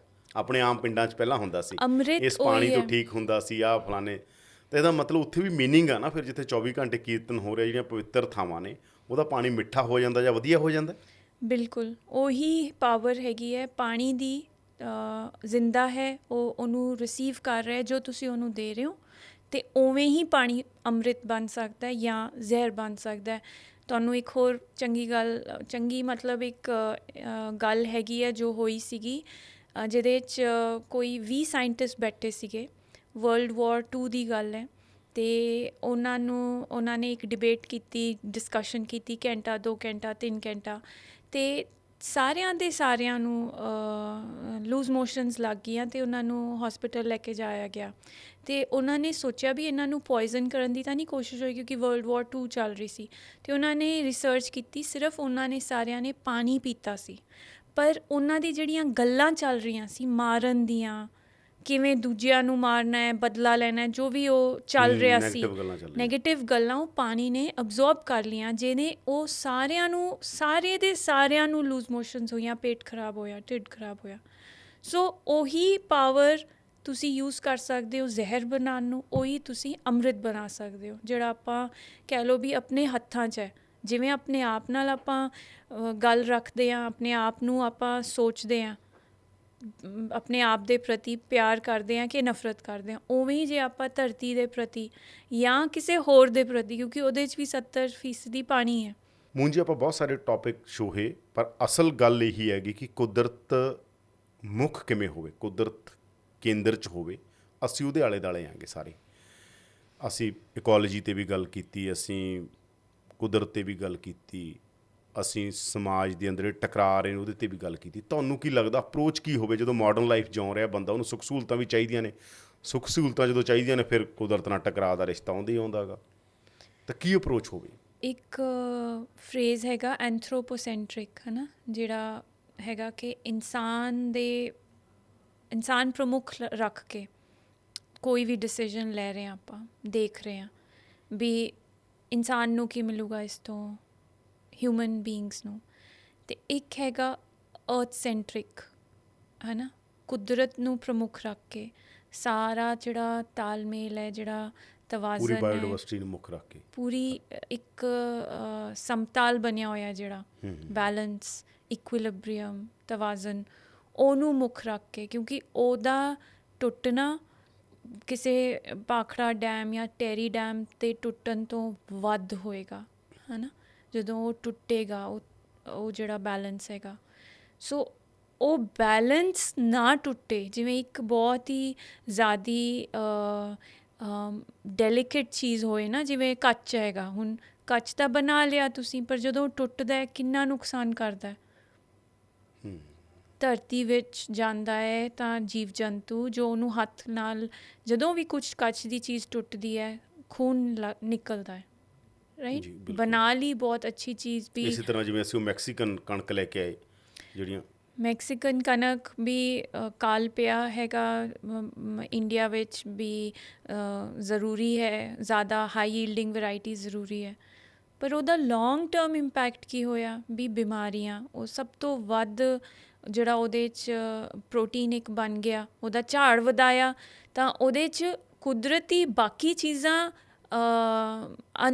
ਅਨਸੰਤੁਲਿਤ ਹੋ ਗਈਆਂ ਨਾ ਉਹਨਾਂ ਦਾ ਤਾਲਮੇਲ ਖਰਾਬ ਹੋ ਗਿਆ ਜਿਹੜਾ ਚੀਨੀ ਵੱਧ ਗਈ ਸੋ ਅੱਜ ਦੀ ਡੇਟ ਜਿਹੜਾ ਆਪਾਂ ਡਾਇਬਟੀਜ਼ ਦੀ ਬਿਮਾਰੀ ਨੂੰ ਜੇ ਤੁਸੀਂ ਓਵਰਕਮ ਕਰਨਾ ਹੈ ਤਾਂ ਤੁਸੀਂ ਕਣਕ ਬੰਦ ਕਰੋ ਆਪਣੀ ਜਿਹੜੀ ਰੋਟੀ ਹੈ ਉਹਦੇ 'ਚ ਸਭ ਤੋਂ ਜ਼ਿਆਦਾ ਚੀਨੀ ਹੈ ਅਤੇ ਕੋਈ ਵੀ ਹਾਜ਼ਮੇ ਦੀ ਪ੍ਰੋਬਲਮਸ ਹੈਗੀਆਂ ਜਿਹੜੀਆਂ ਸਮੱਸਿਆਵਾਂ ਹੈਗੀਆਂ ਉਹ ਰੋਟੀ ਅਤੇ ਕਣਕ ਕਰਕੇ ਹੋ ਰਹੀਆਂ ਕਿਉਂਕਿ ਉਹਦੇ 'ਚ ਇੱਕ ਜਦੋਂ ਝਾੜ ਵਧਾਇਆ ਬਾਕੀ ਚੀਜ਼ਾਂ ਬਦਲ ਗਈਆਂ ਅਤੇ ਅਨਸੰਤੁਲਿਤ ਹੋ ਗਈਆਂ ਅਤੇ ਉਹਦੇ ਜਿਹੜਾ ਪ੍ਰੋਟੀਨ ਹੈ ਬਹੁਤ ਜ਼ਿਆਦਾ ਵੱਧ ਗਿਆ ਜਿਹੜਾ ਗਲੂਟਨ ਹੈ ਜਿਹਦਾ ਨਾਮ ਜਿਹੜਾ ਹਾਜ਼ਮਾ ਕਰਨਾ ਬਹੁਤ ਮੁਸ਼ਕਿਲ ਹੈ ਸਾਰਿਆਂ ਵਾਸਤੇ ਹੀ ਹੈ ਨਾ ਜਿਹੜੇ ਕਰ ਜਾਂਦੇ ਉਹਨਾਂ ਦਾ ਵੈਸੇ ਬਹੁਤ ਅੱਛਾ ਸਿਸਟਮ ਹੋਏਗਾ ਸਰੀਰ ਦਾ ਡਾਈਜੈਸਟਿਵ ਬਟ ਮੋਸਟਲੀ ਸਾਰਿਆਂ ਨੂੰ ਤਕਲੀਫ ਆਉਂਦੀ ਹੈ ਗਲੂਟਨ ਜ਼ਿਆਦਾ ਡਾਈਜੈਸਟ ਨਹੀਂ ਹੋ ਪਾਉਂਦਾ ਅਤੇ ਵਾਈਡ ਸਕੇਲ ਉਹਦੀ ਹੈਲਥ ਇਸ਼ੂਜ਼ ਆਈਆਂ ਹੈਗੀਆਂ ਲੌਂਗ ਟਰਮ ਯੂਜ਼ ਨਾਲ ਜੇ ਉਹ ਯੂਜ਼ ਕਰਨਾ ਸੀ ਕੁਛ ਇਹੋ ਜਿਹਾ ਹੁਣ ਆਪਾਂ ਯੂਜ਼ ਕਰ ਰਹੇ ਹਾਂ ਜੈਨੇਟਿਕਲੀ ਮੋਡੀਫਾਈਡ ਤੁਸੀਂ DNA ਨੂੰ ਹੀ ਬਦਲਤਾ ਜਾਂ ਤੁਸੀਂ ਉਹਨੂੰ ਉਹਦੇ DNA ਦੇ ਵਿੱਚ ਹੀ ਜ਼ਹਿਰ ਪਾਤਾ ਵੀ ਉਹ ਜਦੋਂ ਵੱਡਾ ਹੋਏਗਾ ਤਾਂ ਉਹਨੂੰ ਕੋਈ ਕੀੜੇ ਮਕੌੜੇ ਨਹੀਂ ਕੱਟਣਗੇ ਕੀੜੇ ਮਕੌੜੇ ਨਹੀਂ ਆਉਣਗੇ ਉਸ ਪੌਦੇ 'ਤੇ ਪਰ ਉਹਨੂੰ ਖਾਣਾ ਵੀ ਤਾਂ ਅਸੀਂ ਹੈਗਾ ਇਨਸਾਨਾਂ ਨੇ ਤਾਂ ਸਾਡੇ 'ਚ ਹੀ ਜ਼ਹਿਰ ਜਾ ਰਿਹਾ ਗਾਵਾਂ ਨੂੰ ਪਹਿਲਾਂ ਹੀ ਖਿਲਾਤਾ ਯੂਰੀਆ ਵੀ ਦੁੱਧ ਹੀ ਨਹੀਂ ਫਟੇਗਾ ਜਦੋਂ ਬਾਹਰ ਆਏਗਾ ਬੀਜਾਂ 'ਤੇ ਜ਼ਹਿਰ ਮਤਲਬ ਜੋ ਤੁਸੀਂ ਸ਼ੁਰੂ ਦੇ ਵਿੱਚ ਹੀ ਜ਼ਹਿਰ ਪਾ ਰਹੇ ਹੋ ਹਲੇ ਕੁਦਰਤ ਨੇ ਪ੍ਰਕਿਰਿਆ ਸ਼ੁਰੂ ਵੀ ਨਹੀਂ ਕੀਤੀ ਅਤੇ ਫਿਰ ਅੱਗੇ ਬਿਲਕੁਲ ਨੁਕਸਾਨ ਹੀ ਅਪਰੋਚ ਮੈਂ ਕਹਿੰਦਾ ਸੀ ਅਪਰੋਚ ਬਦਲਣੀ ਸਾਰੀ ਅਪਰੋਚ ਕਿਸ ਤਰ੍ਹਾਂ ਦੀ ਹੋਵੇ ਜਦੋਂ ਸਾਰੀਆਂ ਸੁੱਖ ਸਹੂਲਤਾਂ ਵੀ ਚਾਹੀਦੀਆਂ ਨੇ ਬੰਦਾ ਤਾਂ ਕਹਿੰਦਾ ਮੈਨੂੰ ਮਿਲੇ ਤਾਂ ਸਾਰਾ ਜੋ ਬਣ ਗਿਆ ਮਾਡਰਨਾਈਜੇਸ਼ਨ 'ਚ ਫਿਰ ਨਾਲ ਉਹ ਐਵੇਂ ਚਾਹੁੰਦਾ ਵੀ ਮੇਰੀ ਅਵਸਥਾ ਕਿਸੇ ਸਾਧੂ ਵਰਗੀ ਹੋ ਜੇ ਸੋ ਮੈਨੂੰ ਲੱਗਦਾ ਜਿਹੜਾ ਰਿਸ਼ਤਾ ਕੁਦਰਤ ਦੇ ਨਾਲ ਟੁੱਟਿਆ ਹੈ ਜੋ ਸ਼ਾਇਦ ਕੁਦਰਤੀ ਹੀ ਸੀ ਟੁੱਟਣਾ ਜਿਵੇਂ ਆਪਾਂ ਗੱਲ ਕਰ ਰਹੇ ਸੀ ਡਿਸਟਰਕਸ਼ਨ ਅਤੇ ਰੀਜੈਨਰੇਸ਼ਨ ਹਾਂਜੀ ਅਤੇ ਉਹਦੀਆਂ ਜਿਹੜੀਆਂ ਤੰਦਾਂ ਹੈ ਉਹਨਾਂ ਨੂੰ ਜੋੜਿਆ ਜਾਏ ਅਤੇ ਕਿਵੇਂ ਜੋੜਿਆ ਜਾਏ ਜ਼ਿਆਦਾ ਸਮਾਂ ਕੁਦਰਤ ਦੇ ਨਾਲ ਸਾਰੇ ਬੱਚੇ ਵੀ ਵੱਡੇ ਵੀ ਆਪਣਾ ਸਮਾਂ ਜ਼ਿਆਦਾ ਬਿਤਾਉਣ ਜੋ ਲੋਕਾਂ ਦੇ ਕੋਲ ਜਗ੍ਹਾ ਹੈਗੀ ਹੈ ਚਾਹੇ ਗਮਲੇ ਹੀ ਹੈ ਆਪਣੀ ਸਬਜ਼ੀਆਂ ਲਗਾਉਣ ਕਿਉਂਕਿ ਉਹਦੇ ਨਾਲ ਕੀ ਹੋਊਗਾ ਤੁਸੀਂ ਆਪਣੇ ਆਪ ਨੂੰ ਖੋਲ੍ਹ ਰਹੇ ਹੋ ਆਪਣਾ ਜਿਹੜਾ ਤੁਹਾਡੇ ਅੰਦਰ ਦੀ ਸ਼ਕਤੀਆਂ ਹੈਗੀਆਂ ਕੁਦਰਤ ਦੇ ਨਾਲ ਜੁੜਨ ਦੀਆਂ ਜਿਹੜਾ ਆਪਾਂ ਪਾਣੀ ਦੇ ਨਾਲ ਗੱਲਬਾਤ ਦੀ ਗੱਲ ਕੀਤੀ ਉਹ ਹਰ ਤੱਤਵ ਨਾਲ ਆਪਾਂ ਸੰਪਰਕ ਬਣਾ ਸਕਦੇ ਹਾਂ ਅਤੇ ਉਹ ਸੰਪਰਕ ਨੇ ਆਪਾਂ ਨੂੰ ਉਹ ਗਿਆਨ ਦੇਣਾ ਜਿਹੜਾ ਅੰਦਰੂਨੀ ਤਾਂ ਹੈ ਹੀ ਹੈ ਜਿਹੜੇ ਕਹਿੰਦੇ ਗੁਰੂ ਆਪਣੇ ਵਿੱਚ ਹੀ ਹੈਗਾ ਪਰ ਪਵਨ ਗੁਰੂ ਪਾਣੀ ਪਿਤਾ ਬਾਹਰ ਵੀ ਹੈਗਾ ਅਤੇ ਉਹ ਆਪਸ ਜਦੋਂ ਸੰਪਰਕ ਬਣੇਗਾ ਮੈਨੂੰ ਲੱਗਦਾ ਹੈ ਜਿਹੜੀ ਉਹ ਗੁਫ਼ਤਗੂ ਬਣੇਗੀ ਉਹ ਆਪਾਂ ਨੂੰ ਫਿਰ ਅੱਗੇ ਵਾਸਤੇ ਮਾਰਗਦਰਸ਼ਕ ਬਣੇਗੀ ਵੀ ਸਹੀ ਰਸਤਾ ਕੀ ਹੈਗਾ ਉਹ ਲੈਣਾ ਮੁੰਜ ਜਿਵੇਂ ਆਪਾਂ ਕੁਦਰਤ 'ਤੇ ਗੱਲਾਂ ਕਰ ਰਹੇ ਹੋ ਤੁਸੀਂ ਬੜੇ ਲੰਬੇ ਸਮੇਂ ਦੇ 2012 ਦੇ ਮੈਨੂੰ ਲੱਗਦਾ ਲੱਗੇ ਹੋਏ ਹੋ ਸ਼ਾਇਦ ਉਹਨਾਂ ਦਿਨਾਂ 'ਚ ਹੀ ਮੈਂ ਦਿੱਲੀ ਤੋਂ ਚੰਡੀਗੜ੍ਹ ਆਇਆ ਸੀ ਤੁਹਾਡੇ ਨਾਲ ਮੁਲਾਕਾਤ ਹੁੰਦੀ ਹੈ ਤੁਸੀਂ ਕੰਮ ਕਰ ਰਹੇ ਸੀਗੇ ਪ੍ਰਸ਼ਾਦਾ ਨਾਂ ਦੀ ਤੁਸੀਂ ਸੰਸਥਾ ਚਲਾਉਂਦੇ ਹੋਗੇ ਜਿਹੜੀ ਇੱਕ ਮੁਹਿੰਮ ਆ ਜਿਹਦੇ 'ਚ ਤੁਸੀਂ ਨੇਚਰ ਅਤੇ ਹੋਲਿਸਟਿਕ ਹੈਲਥ ਯਾਨੀ ਹੋਲਨੈਸ ਇੱਕ ਤਰ੍ਹਾਂ ਦੀ ਹੈ ਨਾ ਵੀ ਬਾਡੀ ਹੈ ਜਿਹੜੀ ਹੋਲ ਹੈ ਜਿਵੇਂ ਅੱਖਾਂ ਅਲੱਗ ਆਪਣੇ ਇਲਾਜ ਐਂ ਚੱਲ ਪਿਆ ਅੱਖਾਂ ਦਾ ਅਲੱਗ ਆ ਹੋਰ ਆ ਤੁਸੀਂ ਉਹ ਸਾਰਾ ਵੀ ਕਰਦੇ ਹੋ ਨਾਲ ਨੇਚਰ ਦੇ ਲਈ ਵੀ ਕੰਮ ਕਰਦੇ ਹੋਗੇ ਬੜਾ ਚੰਗਾ ਉਪਰਾਲਾ ਤੁਹਾਡਾ ਉਹ ਅਤੇ ਥੋੜ੍ਹਾ ਬਹੁਤਾ ਉਹਦੇ ਬਾਰੇ ਹੋਰ ਦੱਸੋਗੇ ਪ੍ਰਸ਼ਾਦਾ ਕਿਵੇਂ ਸ਼ੁਰੂ ਹੋਈ ਕਿਵੇਂ ਆਈਡੀਆ ਆਇਆ ਕਿਉਂ ਤੁਸੀਂ ਇਹ ਕੰਮ ਕਰ ਰਹੇ ਹੋ ਜਾਂ ਤੁਹਾਡੇ ਨਾਲ ਕੋਈ ਜੁੜਨਾ ਚਾਹੁੰਦਾ ਓਕੇ ਹਾਂਜੀ ਮੈਂ ਬਹੁਤ ਬਿਮਾਰ ਸੀਗੀ ਅਤੇ ਆਪਣਾ ਕੰਮ ਕਰ ਰਹੀ ਸੀ ਇਹੋ ਜਿਹਾ ਜਿਹੜਾ ਮੈਨੂੰ ਪਸੰਦ ਨਹੀਂ ਸੀਗਾ ਬਤੌਰ ਫਾਈਨੈਂਸ ਵਿੱਚ ਕਾਰਪੋਰੇਟ ਤੁਸੀਂ CA ਸੀਗੇ ਇੰਗਲੈਂਡ ਦੇ ਅੰਦਰ, ਲੰਡਨ 'ਚ ਤੁਸੀਂ ਸ਼ਾਇਦ ਕੰਮ ਕਰ ਰਹੇ ਸੀ ਹਾਂਜੀ ਜੀ। ਅਤੇ ਬਹੁਤਾ ਮੈਨੂੰ ਉਹਦੇ 'ਚ ਦਿਲਚਸਪੀ ਨਹੀਂ ਸੀਗੀ ਉਸ ਵਕਤ। ਮੈਨੂੰ ਐਵੇਂ ਲੱਗਦਾ ਸੀਗਾ ਕਿ ਕੰਮ ਇਹੋ ਜਿਹਾ ਹੋਏ ਜਿਹਦੇ 'ਚ ਮੇਰੀ ਦਿਲਚਸਪੀ ਹੋਏ। ਤਾਂ ਉਹ ਲੱਭਣ ਦਾ ਜਿਹੜਾ ਉਪਰਾਲਾ ਸੀਗਾ, ਮੈਂ ਕਿਹਾ 2 ਸਾਲ ਦਿੰਦੀ ਹਾਂ ਵੀ ਜਦੋਂ ਮੈਨੂੰ ਕੁਛ ਮਿਲੂਗਾ ਜਿਹੜਾ ਮੈਨੂੰ ਪਸੰਦ ਆਉਂਦਾ ਹੈ ਅਤੇ ਮੈਂ ਉਹਨੂੰ ਹੀ ਆਪਣਾ ਪ੍ਰੋਫੈਸ਼ਨ ਬਣਾਉਂਗੀ। ਅਤੇ ਉਹ ਸਮੇਂ ਦੇ ਵਿੱਚ ਮੈਂ 1 ਸਾਲ ਵੋਲੰਟੀਅਰ ਕੀਤਾ ਸੀਗਾ ਔਰੋਵਿਲ 'ਚ। ਇੱਕ ਈਕੋ ਵਿਲੇਜ ਹੈਗਾ ਪੌਂਡੀਚੇਰੀ 'ਚ, ਔਰੋਵਿਲ ਕਰਕੇ, ਜਿੱਥੇ ਉਹ ਬੋਟੈਨੀਕਲ ਗਾਰਡਨਸ 'ਚ ਮੈਂ 1 ਸਾਲ ਵੋਲੰਟੀਅਰ ਕੀਤਾ ਸੀਗਾ ਅਤੇ ਉੱਥੇ ਨਰਸਰੀ 'ਚ ਕੰਮ ਕੀਤਾ ਸੀ, ਪੌਦਿਆਂ ਦੀ ਨਰਸਰੀ 'ਚ। ਅਤੇ ਉਹਨੇ ਮੈਨੂੰ ਇੱਕ ਤਰ੍ਹਾਂ ਦੀ ਬਹੁਤ ਖੁਸ਼ੀ ਦਿੱਤੀ ਸੀ ਅਤੇ ਇੱਕ ਦਿਲਚਸਪੀ ਆਈ ਸੀਗੀ। ਤਾਂ ਮੈਂ ਕਿਹਾ ਚਲੋ 2 ਸਾਲ ਮੈਂ ਸਬੈਟੀਕਲ ਲਿੱਤਾ ਸੀਗਾ ਆਪਣੀ ਸੇਵਿੰਗਸ ਕਰਕੇ ਫਾਈਨੈਂਸ ਦੀ ਜੋਬ ਵਿੱਚੋਂ। ਅਤੇ ਮੈਂ ਕਿਹਾ ਮੈਂ ਚੰਡੀਗੜ੍ਹ ਆਪਣੇ ਘਰ ਆਉਂਦੀ ਹਾਂ ਵਾਪਸ, ਮੈਨੂੰ ਰੈਂਟ ਦੇਣਾ ਨਹੀਂ ਪਏਗਾ ਅਤੇ ਮੈਂ ਘਰ ਦੇ ਵਿੱਚ ਰਹਿ ਕੇ ਕੁਛ ਲੱਭ ਲੂੰਗੀ ਕੰਮ ਕਰਨ ਨੂੰ ਜਿਹੜਾ ਮੇਰਾ ਫਿਊਚਰ ਪ੍ਰੋਫੈਸ਼ਨ ਬਣੇਗਾ। ਫਿਰ ਤੁਸੀਂ ਆਪਣੇ ਘਰ 'ਚ ਹੀ 18 ਸੈਕਟਰ ਉੱਥੇ ਐਕਸਪੈਰੀਮੈਂਟ ਕਰਨੇ ਸ਼ੁਰੂ ਕੀਤੇ? ਜਿਹੜੇ ਉਹ 2 ਸਾਲ ਦਾ ਪਹਿਲਾ ਮਹੀਨਾ ਸੀ, ਮੈਂ ਇਹ ਸੋਚਿਆ ਵੀ ਹਲੇ ਤਾਂ ਮੈਨੂੰ ਪਤਾ ਨਹੀਂ ਕਰਨਾ ਕੀ ਹੈਗਾ। ਮੇਰਾ ਰਿਸਰਚ ਵਿੱਚ ਵੀ ਧਿਆਨ ਸੀਗਾ, ਕੈਂਸਰ ਨੂੰ ਲੈ ਕੇ ਮੈਂ ਪ੍ਰਭਾਵਿਤ ਸੀ ਵੀ ਕਿਉਂ ਹੋ ਰਿਹਾ ਪੰਜਾਬ 'ਚ ਕੈਂਸਰ, ਉਹਦੇ ਬਾਰੇ ਰਿਸਰਚ ਕਰਨਾ ਚਾਹੁੰਦੀ ਸੀ। ਹੋਰ 2-3 ਸਬਜੈਕਟ ਸੀਗੇ, ਪ੍ਰੋਜੈਕਟ ਸੀ, ਪਰ ਮੈਂ ਕਿਹਾ ਹਲੇ ਉਹ ਸ਼ੁਰੂ ਹੋਣ ਤੋਂ ਪਹਿਲਾਂ ਮੇਰੇ ਕੋਲ 1 ਮਹੀਨਾ ਸੀਗਾ ਸਮਾਂ। ਅਤੇ ਮੈਂ ਕਿਹਾ 1 ਮਹੀਨੇ 'ਚ ਕੀ ਕੀਤਾ ਜਾਏ ਵੀ ਕੁਛ ਆਪਣੇ ਹੱਥਾਂ ਨਾਲ ਕੀਤਾ ਜਾਏ। ਮੈਂ ਕਿਹਾ ਚਲੋ ਬੀਜ ਲਗਾ ਲੈਂਦੇ ਹਾਂ, ਇੱਕ ਬੀਜ ਲਗਾ ਲੈਂਦੇ ਹਾਂ, ਜਿਵੇਂ ਮੈਂ ਕਦੇ ਬੀਜ ਲਗਾਏ ਨਹੀਂ ਸੀਗੇ ਉਸ ਤੋਂ ਪਹਿਲਾਂ। ਸਿਰਫ ਉਹ ਨਰਸਰੀ 'ਚ ਅਸੀਂ ਕੱਢਦੇ ਹੁੰਦੇ ਸੀਗੇ ਜਿਹੜੀ ਵੀਡਸ ਸੀਗੇ, ਹੈ ਨਾ, ਨਰਸਰੀ ਦਾ ਖਿਆਲ ਰੱਖਦੇ ਸੀ ਉੱਥੇ। ਅਤੇ ਜਦੋਂ ਮੈਂ ਬੀਜ ਲਗਾਏ ਅਤੇ ਬਸ ਉਸ ਤੋਂ ਬਾਅਦ ਉਹ ਇੱਕ ਨਸ਼ਾ ਹੁੰਦਾ ਹੈ, ਉਹਨੇ ਮੈਨੂੰ ਆਪਣੇ ਆਪ ਆਕਰਸ਼ਿਤ ਕਰ ਲਿਆ ਅਤੇ ਮੈਂ ਉਹਦੇ ਵਿੱਚ ਹੀ ਅੱਗੇ ਜਾਂਦੀ ਰਹੀ। ਮਿੱਟੀ ਦੇ ਨਾਲ ਮੇਰੀ ਜਿਹੜੀ ਸਿਹਤ ਸੀ ਉਹ ਠੀਕ ਹੋਣ ਲੱਗ ਗਈ। ਹਰ ਦਿਨ 8-8 ਘੰਟੇ ਆਪਣੇ ਹੱਥਾਂ ਨਾਲ ਖੇਤੀ ਕਰਨੀ, ਪੇੜ, ਸਾਰੇ ਦਰੱਖਤ ਲਗਾਏ ਜਿਹੜੇ ਮੈਨੂੰ ਪਸੰਦ ਸੀਗੇ। 18 ਤਰ੍ਹਾਂ ਦੇ ਦਰੱਖਤ ਲਗਾਏ ਫਲਾਂ ਦੇ, ਅਤੇ ਸਬਜ਼ੀਆਂ ਲਗਾਈਆਂ ਸਾਰੀਆਂ ਗਰਮੀ ਦੀਆਂ। ਸਰਦੀ 'ਚ ਸ਼ੁਰੂ ਕੀਤਾ ਸੀਗਾ। ਮਿੱਟੀ ਦਾ ਬਹੁਤ ਬੁਰਾ ਹਾਲ ਸੀ, ਉਹਨੂੰ ਕਿਵੇਂ ਠੀਕ ਕਰਨਾ ਹੈ ਆਪ ਪੜ੍ਹ ਕੇ, ਕੋਈ ਪੁਰਾਣਾ ਐਕਸਪੀਰੀਅੰਸ ਤਜਰਬਾ ਤਾਂ ਸੀ ਨਹੀਂ। ਅਤੇ ਹੋਰਾਂ ਨਾਲ ਸੰਪਰਕ ਕੀਤਾ ਜਿਹੜੇ ਕਰ ਰਹੇ ਸੀ। ਇਹ ਸਾਰੀ ਪ੍ਰਕਿਰਿਆ ਜਦੋਂ ਮੈਨੂੰ ਮੇਰੀ ਸਿਹਤ ਠੀਕ ਹੋਣ ਲੱਗ ਗਈ ਅਤੇ ਹਾਲੇ ਮੈਂ ਕਾਫੀ ਮਤਲਬ 13 ਸਾਲ ਪੁਰਾਣੀ ਗੱਲ ਹੈ ਇਹ, 13 ਸਾਲ ਪੁਰਾਣੀ ਗੱਲ ਹੈ।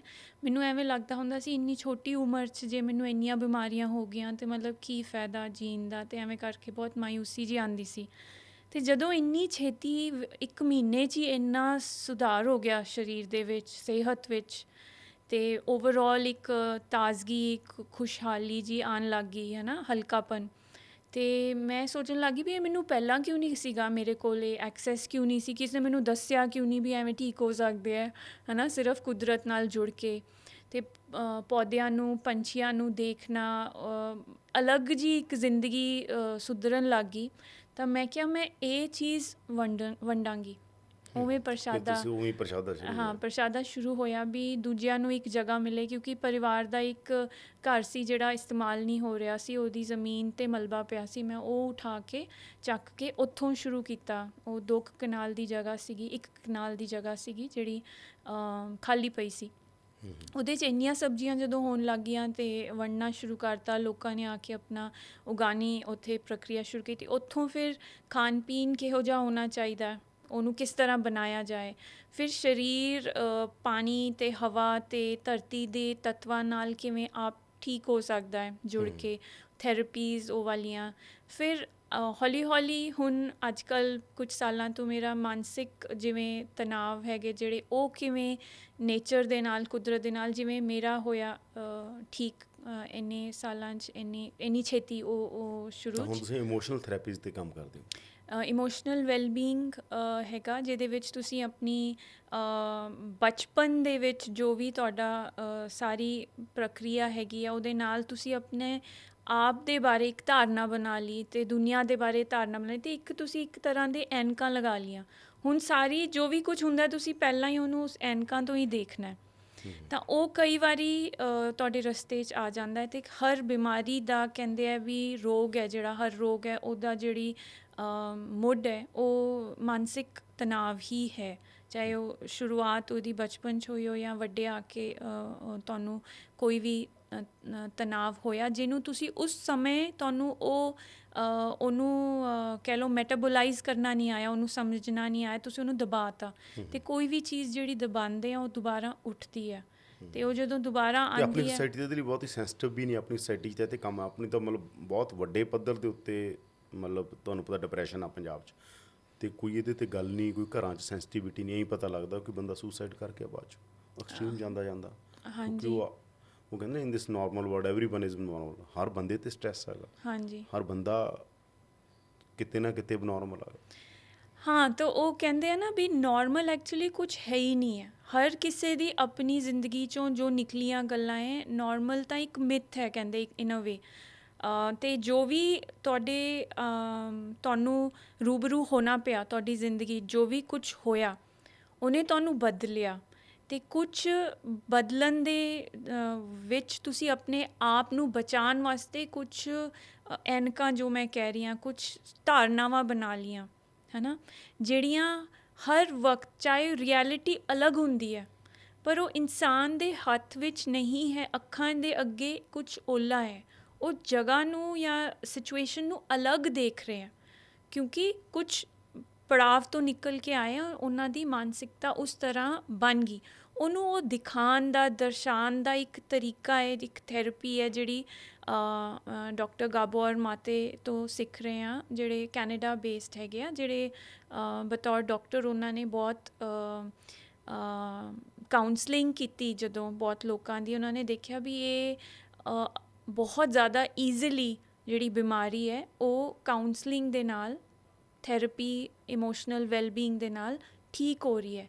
ਦਵਾਈਆਂ ਕੁਛ ਹੱਦ ਤੱਕ ਤੁਹਾਨੂੰ ਸਪੈਸ਼ਲੀ ਮਾਨਸਿਕ ਰੋਗਾਂ ਦੀਆਂ ਦਵਾਈਆਂ ਕੁਛ ਹੱਦ ਤੱਕ ਤੁਹਾਡਾ ਸਾਥ ਦੇਣਗੀਆਂ, ਪਰ ਸਾਰੀ ਉਮਰ ਉਹੀ ਦਵਾਈਆਂ ਲੈ ਕੇ, ਕਿਉਂਕਿ ਉਹਦੇ ਨਾਲ ਇੱਕ ਸਿਡੇਸ਼ਨ ਆ ਜਾਂਦੀ, ਸੈਡੇਟਿਵਸ ਵੀ ਹੁੰਦੀਆਂ ਇਹ ਗੋਲੀਆਂ, ਤਾਂ ਇਸ ਤੋਂ ਅੱਛਾ ਹੈਗਾ ਵੀ ਤੁਸੀਂ ਆਪਣੀ ਜਿਹੜੀ ਥੈਰੇਪੀ, ਕਾਉਂਸਲਿੰਗ ਜਿਹਦੇ ਪ੍ਰਤੀ ਅੱਜ ਕੱਲ੍ਹ ਓਪਨਨੈਸ ਹੋ ਰਹੀ ਹੈ, ਹੌਲੀ ਹੌਲੀ ਵੱਧ ਰਹੀ ਹੈ ਬਟ ਇੰਨੀ ਨਹੀਂ ਹੈ, ਅਤੇ ਉਹਦੇ ਨਾਲ ਤੁਸੀਂ ਆਪਣੇ ਆਪ ਦਾ ਨਜ਼ਰੀਆ ਅਗੇਨ ਕੁਦਰਤ ਨਾਲ ਜੁੜ ਕੇ ਦੋਨੋਂ ਚੀਜ਼ਾਂ ਇਕੱਠੀਆਂ ਹੋਣ ਤਾਂ ਹੋਰ ਵੀ ਛੇਤੀ ਮੈਨੂੰ ਲੱਗਦਾ ਹੈ ਹੀਲਿੰਗ ਹੋ ਸਕਦੀ ਹੈ। ਬਹੁਤ ਵਧੀਆ ਕੰਮ ਕਰ ਰਹੇ ਹੋ ਤੁਸੀਂ, ਔਰ ਚੜ੍ਹਦੀ ਕਲਾ 'ਚ ਰਹੋ ਅਤੇ ਇਸੇ ਤਰ੍ਹਾਂ ਕੰਮ ਕਰਦੇ ਰਹੋ। ਤੁਹਾਡਾ ਬਹੁਤ ਧੰਨਵਾਦ, ਤੁਸੀਂ ਸਾਡੇ ਸਟੂਡੀਓ ਆਏ, ਬਹੁਤ ਧੰਨਵਾਦ ਤੁਹਾਡਾ।